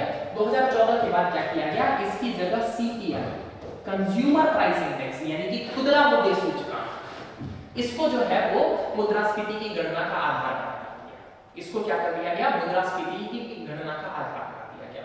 अब इसके कारण क्या हुआ, आप इतना तो जानते ही हैं कि हमेशा खुदरा मूल्य जो होता है रिटेल प्राइस, वो थोक प्राइस से तो ज्यादा ही होता है। अब एक बात बताइए, केवल इन्फ्लेशन के बेंचमार्क में चेंज करने के कारण, क्यों, क्योंकि खुदरा मूल्य जो होता है वो हमेशा थोक मूल्य से ज्यादा होता है, इस कारण से क्या हुआ, नॉमिनल जीडीपी बढ़ती हुई दिखी, ठीक ना। ये भी दूसरी कंट्रोवर्सी थी क्या, कि WPI की जगह हमने CPI को बेंचमार्क बना दिया, जिसके कारण क्या हो रहा है, जीडीपी बढ़ती हुई दिख रही है, यानी कि जीडीपी की जो डेटा है वो एक्चुअल नहीं, ठीक है। दूसरी कंट्रोवर्सी ये थी, ठीक है। तीसरी बड़ी कंट्रोवर्सी जो इसी से रिलेटेड है, तीसरी जो बड़ी कंट्रोवर्सी है इसी से रिलेटेड, वो है ऑर्गेनाइज्ड सेक्टर और अनऑर्गेनाइज्ड सेक्टर के डेटा को कैलकुलेट करना। ऑर्गेनाइज्ड सेक्टर और अनऑर्गेनाइज्ड सेक्टर के डेटा के कैलकुलेशन में याद आ रहा है, पहली दूसरी क्लास जब ऑर्गेनाइज्ड सेक्टर और अनऑर्गेनाइज्ड सेक्टर पढ़ाया था, उस टाइम बताया था ना, सब चीजों का बाद में यूज करेंगे। मैंने कल की क्लास में आपको बताया था कि ऑर्गेनाइज्ड सेक्टर का डेटा तो गवर्नमेंट को फिर भी मिल जाता है, अनऑर्गेनाइज्ड सेक्टर का डेटा अनुमान पर आधारित होता है, NSO। कल की क्लास याद आ रही है ना, NSO अनुमान लगा लेती है, क्यों, क्योंकि प्रॉपर उधर तो नियम कानून का फॉलो थोड़ी होता है, लोग एग्जैक्टली जो है वो सारा पूरा अपना क्या बोलते हैं वो बैलेंस शीट अकाउंटिंग वगैरह थोड़ी करते हैं। सिंपल सी बात है, छोटा सा गांव में दुकान है, वो अकाउंटिंग थोड़ी, अकाउंटेंट थोड़ी बैठा के रखता है, तो गवर्नमेंट के पास उनसे रिलेटेड क्लियर कट डेटा नहीं है, ठीक ना। तो ये अनुमान लगाया जाता है, NSO क्या करती है, स्टैटिस्टिक्स के बेसिस पर अनुमान लगाती है। इसके लिए क्या किया जाता है, 5-6 साल में एक बार क्या किया जाता है कि एक छोटा सा सैंपल ले लिया जाता है, मतलब कुछ अलग अलग क्षेत्रों में जो है कुछ अनऑर्गेनाइज्ड सेक्टर, और उनसे डेटा ले लिया जाता है, और इसी के बेसिस पर क्या करते हैं, जैसे जैसे ऑर्गेनाइज्ड सेक्टर में हर साल वृद्धि हो रही है ना, उसी बेसिस लगभग उसी अनुपात में मान लेते हैं कि अनऑर्गेनाइज्ड सेक्टर में भी वृद्धि हो रही है। अब इसके कारण आलोचना क्या हो रही है या फिर कंट्रोवर्सी क्या उत्पन्न होती है कि गवर्नमेंट क्या करती है कि जब कुछ खास साल में कुछ नकारात्मक होने वाला रहता है ना, तब भी क्या करती है गवर्नमेंट अनऑर्गेनाइज्ड सेक्टर का डेटा को फिर से अपडेट नहीं करती है। जरा सोच के देखिए, भारत में 2016 में आया डिमोनेटाइजेशन, याद है 2016 में नोटबंदी, जब मोदी जी आए थे रात में 9 बजे 8 बजे के आसपास, क्या कि भाइयों बहनों कल से जो है आपके 500 और 1000 रुपए के नोट जो है वो अमान्य होंगे। याद आ रहा ना नोटबंदी, आपने ना तो सुना था ना कि नोटबंदी के कारण जो है वो अनऑर्गेनाइज्ड सेक्टर को प्रभाव पर इम्पैक्ट आया था। क्यों, क्योंकि उस टाइम डिजिटल ट्रांजैक्शन इतना ज्यादा थोड़ी था। अरे ये बहुत बड़ा सक्सेस है हमारे लिए, अब तो सुप्रीम कोर्ट का वर्डिक्ट भी आ चुका है डिमोनेटाइजेशन पर। लेकिन अब एक बात बताइए, डिमोनेटाइजेशन के जो भी उद्देश्य थे, उसका एक उद्देश्य तो ये भी था ना कि भारत में डिजिटल ट्रांजैक्शन को बढ़ावा देना, और डिजिटल ट्रांजैक्शन उसके बाद से भारत में इतना बढ़ रहा है कि आज देख रहे हैं ना यूपीआई का डंका पूरे विश्व में बज रहा है। तो बिल्कुल मैं ऐसा नहीं बोल रहा हूँ कि वो गलत है या सही है, लेकिन आप जरा ये सोच के देखिए कि उसका तात्कालिक रूप से अनऑर्गेनाइज्ड सेक्टर पर तो नकारात्मक प्रभाव पड़ा ही था ना, क्यों? क्योंकि वो लोग ज्यादा कैश में डील करते थे। लेकिन क्रिटिक्स का क्या कहना है, क्योंकि तुमने 2016-17 में 17 में फिर क्या आया, जीएसटी, उसका भी कुछ नकारात्मक प्रभाव पड़ा अनऑर्गेनाइज्ड सेक्टर पर। तो क्रिटिक्स का ये कहना है क्या कि गवर्नमेंट क्या करती है, अपने डेटा को अपडेट ही नहीं करती है। अनऑर्गेनाइज्ड सेक्टर के लिए उसने जो सैंपल बनाया था 2015 में, उसी डेटा को अभी भी यूज कर रही है, उसी डेटा को अभी भी यूज कर रही है। इसके कारण क्या हो रहा है, इसके कारण क्या हो रहा है कि वो जो 2016 में जो डीमोनेटाइजेशन आया है, जो नोटबंदी आई है, या 2017 पता है ना, 2017 1 जुलाई 2017 को जीएसटी लागू किया गया भारत में। तो वो जो 2017 में जो जीएसटी आया, जीएसटी का भी स्टार्टिंग में नेगेटिव इंपैक्ट था, पता है ना, स्टार्टिंग में नेगेटिव इंपैक्ट था। अचानक से लोगों को थोड़ी पता था कैसे जीएसटी फाइल करना है, स्टार्टिंग में समस्याएं थी, but thanks to GST council, देखिए आपका भी तरीका यही होगा, अरे समस्याएं आएंगी तो उन समस्याओं में हम सुधार कर देंगे। बात समझ में आ गई? आपको जानकर खुशी होगी, इस साल बताऊंगा मैं जब जीएसटी पढ़ा रहा हूँ ना टैक्सेशन वाले चैप्टर में, तो डिटेल में बताऊंगा आपको। ये जानकर खुशी होगी कि पिछले साल प्रति महीने गवर्नमेंट का केवल जीएसटी से टैक्स रेवेन्यू लगभग 1.50 लाख करोड़ रहा है, यानी कि इतना ज्यादा जो है वो टैक्स रेवेन्यू कलेक्शन हुआ है केवल जीएसटी से, ठीक ना। तो मैं ये नहीं बोल रहा हूँ कि जीएसटी सही है या गलत है, मैं वो नहीं बोलना चाह रहा हूँ, बस मैं ये बोलना चाह रहा हूँ कि जब 2016 में नोटबंदी आई और जब 2017 में जीएसटी को इंप्लीमेंट किया गया, तो तात्कालिक रूप से जो अनऑर्गेनाइज्ड सेक्टर था उस पर नकारात्मक प्रभाव तो आया ना। लेकिन क्या था, चूंकि गवर्नमेंट इस अनऑर्गेनाइज्ड सेक्टर का डेटा 5 साल तक 6 साल तक क्या करती है, एक बार सैंपल सर्वे कर लेती है और उसी के बेसिस पर चलाती रहती है। इसके कारण क्या होता है कि वो जो डिमोनेटाइजेशन आया या वो जो जीएसटी इंप्लीमेंटेशन हुआ, इसका जो नकारात्मक प्रभाव है ना, ये जीडीपी में नहीं दिखा। क्यों? क्योंकि अनऑर्गेनाइज्ड सेक्टर का डेटा अपडेट ही नहीं हुआ, ठीक है। तो ये भी एक बड़ी कंट्रोवर्सी है इससे रिलेटेड। यहां तक बात समझ में आई? जीडीपी के कैलकुलेशन से रिलेटेड क्या क्या कंट्रोवर्सीज है। इसी में एक पॉइंट और आप लिख सकते हैं, अगर मतलब चाहे तो ऐड कर सकते हैं, क्या है कि ऑर्गेनाइज्ड सेक्टर का जो डेटा गवर्नमेंट निकालती है ना, उसके लिए पहले क्या होता था, पहले तो सीधे कंपनी से डेटा मांग लिया जाता था। अब है एमसीए 21, एमसीए 21, ये एक तरह का डॉक्यूमेंट होता है। जब क्या बोलती हैं कंपनीज जो है वो अपना टैक्स रिटर्न वगैरह फाइल करती हैं, टैक्स रिटर्न वगैरह फाइल करती हैं, उस दौरान क्या करती है गवर्नमेंट एमसीए 21 ये भी एक जो है वो डॉक्यूमेंट दे देती है। और क्या किया जाता है, कंपनीज से एक्सपेक्ट किया जाता है कि वो इस एमसीए 21 में अपने पूरे डेटास को डालें, अपने पूरे डेटा को डालें, ठीक है। अब इसी में क्या देखा जा रहा है, इसी से संबंधित कुछ समस्याएं क्या देखी जा रही है, क्या कि कई सारी कंपनियां इसमें सेल कंपनियों के रूप में निकल जाते हैं। एमसीए 21 इसमें क्या होता है, कई कंपनियां जो है वो सेल कंपनियों के रूप में निकल जाते हैं, जो वास्तव में कंपनी है ही नहीं, ठीक है, बस टैक्स वगैरह बचाने के लिए, ठीक। तो इन सब के कारण ये एमसीए 21 वाले जो सिस्टम है ना, कुछ क्रिटिक्स इसको भी क्रिटिसाइज करते हैं। एमसीए 21 वाला जो सिस्टम है क्या कि कंपनीज को तुमने डेटा तो दे दिया है, इससे ये नहीं पता चल पाता है कि वास्तव में प्रोडक्शन हुआ भी कि नहीं हुआ। क्यों? क्योंकि जो सेल कंपनीज हैं, कई सारी कंपनियां बंद हो जाती हैं, अरे हर साल बहुत सारी कंपनियां खुलती हैं, बहुत सारी बंद हो जाती हैं, तो एग्जैक्ट नहीं पता चल पाता है। ये भी कुछ कंट्रोवर्सी था, मोटा-मोटी याद रख लीजिएगा। पहला क्या, बेसियर से रिलेटेड समझा दिया है, दूसरा क्या है इन्फ्लेशन महंगाई से रिलेटेड, और तीसरा क्या है ऑर्गेनाइज्ड अनऑर्गेनाइज्ड सेक्टर से रिलेटेड, ठीक है। तो यहां तक आपको समझ में आया?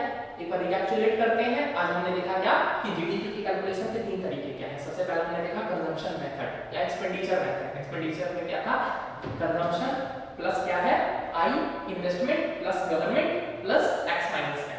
दूसरा हमने क्या देखा, दूसरा हमने देखा था इनकम मेथड। इनकम किस तरीके से हो सकता है, वेज, इंटरेस्ट, प्रॉफिट या रेंट, इन सबको जोड़ दिया तो मिल गया। अगला क्या देखा हमने, हम बस केवल वैल्यू एडिशन वाले पार्ट को जोड़ रहे थे, ठीक ना। जब वैल्यू एडिशन वाले पार्ट को जोड़ रहे थे तो हमें क्या मिल रहा था, ग्रॉस वैल्यू एडेड। ये है प्रोडक्शन मेथड, ठीक है, ग्रॉस वैल्यू एडेड। बस यहां तक ये याद रखिएगा कि ग्रॉस वैल्यू एडेड में क्या हम करते हैं कि केवल वैल्यू एडिशन वाले पार्ट को जोड़ते हैं कि कितना वैल्यू एडिशन हो रहा है, ठीक है, इसको हम कहते हैं प्रोडक्शन मेथड, ठीक। फिर इसके बाद हमने देखा जीएनपी। जीएनपी क्या होता है, कहां प्रोडक्शन हो रहा है ये मैटर नहीं कर रहा है, मैटर क्या कर रहा है कि किस देश का नागरिक है, किस देश की कंपनी प्रोडक्शन कर रही है, ठीक है। कैसे निकालते थे, इसमें से जब हम नेट आउटफ्लो को घटा देते थे और नेट इनफ्लो को जब हम जोड़ते हमें क्या मिल जाता था, हमें जीएनपी मिल जाता था। जब जीएनपी में से जब हम डिप्रिसिएशन को घटा देते थे तो हमें एनएनपी मिल जाता था, और जब हम एनएनपी में से इनडायरेक्ट टैक्सेस को घटा देते थे और सब्सिडीज को जोड़ देते थे तो हमें क्या मिल जाता था, एक राष्ट्र की आय मिल जाती थी, नेशनल इनकम मिल जाता था। और इसी नेशनल इनकम को जब हम पूरे देश की पॉपुलेशन से डिवाइड कर देते थे तो हमें क्या मिल जाता था, हमें मिल जाता था पर कैपिटा इनकम, प्रति व्यक्ति आय।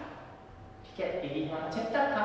ठीक, फिर से रिलेटेड कुछ और कॉन्सेप्ट्स हमने देखे, ग्रीन जीडीपी किसको कहते हैं, ग्रॉस नेशनल हैप्पीनेस किसको कहते हैं, और इस कैलकुलेशन में कुछ क्या कंट्रोवर्सीज रहती है। अब आप न्यूज़पेपर पढ़िएगा ना, मैं गारंटी देता हूं, अब आप न्यूज़पेपर पढ़िएगा ना, नेशनल इनकम से संबंधित मुद्दे अब आपको समझ में आ जाएंगे कि जीडीपी बढ़ना क्या लिखा हुआ है, जीडीपी घटना क्या लिखा हुआ है। ठीक है, अब ये मुद्दे आपको क्लियर हो गए हैं। ठीक है, समझ में आया? आपको जानकर खुशी होगी क्या कि इसी के साथ हमारे इकोनॉमी का एक बहुत बड़ा चैप्टर जिसको क्या कहते हैं, नेशनल इनकम, वो समाप्त हो गया। ठीक ना, ऐसे ही हम एक चैप्टर समाप्त करते चलेंगे और आपको पता भी नहीं चलेगा कब आपकी जो है वो इकोनॉमिक्स पूरी तैयार हो गई। तो इस बात से बिल्कुल परेशान नहीं होइए क्या कि क्या बोलते हैं सर इकोनॉमिक्स टफ लगेगा या फिर क्या बोलते हैं कॉन्सेप्ट्स जो है वो टफ है, आपको इस के बारे में कुछ नहीं सोचना है। कल वाला एग्जांपल दिया था ना, एक पूरा घर बनाना है तो हमें हर दीवार को बनाने पर फोकस करना है, और हर दीवार को बनाने के लिए हमें हर ईंट को सही जगह पर लगाना है। अगर हर ईंट सही जगह पर लगेगी तो दीवार अपने आप अच्छी बनेगी, और दीवार अपने आप अच्छी बनेगी तो महल अपने आप अच्छा बनेगा। ठीक है, तो आप जो है ना वो परेशान नहीं हुई, आप बस जो कॉन्सेप्ट जितना पढ़ रहे हैं उसको समझने पर फोकस कीजिए, कॉन्सेप्चुअल क्लैरिटी पर फोकस कीजिए। आपको पता भी नहीं चलेगा कैसे आपका इकोनॉमिक्स खत्म हो गया, ऐसे ही बाकी सब्जेक्ट्स खत्म हो जाएंगे और आपको पता ही नहीं चलेगा कब आपकी सिविल सर्विसेज की तैयारी होगी। ठीक है, क्लियर है? तो इसी उम्मीद के साथ आज की क्लास को हम लोग विराम देते हैं। आप रिवाइज करके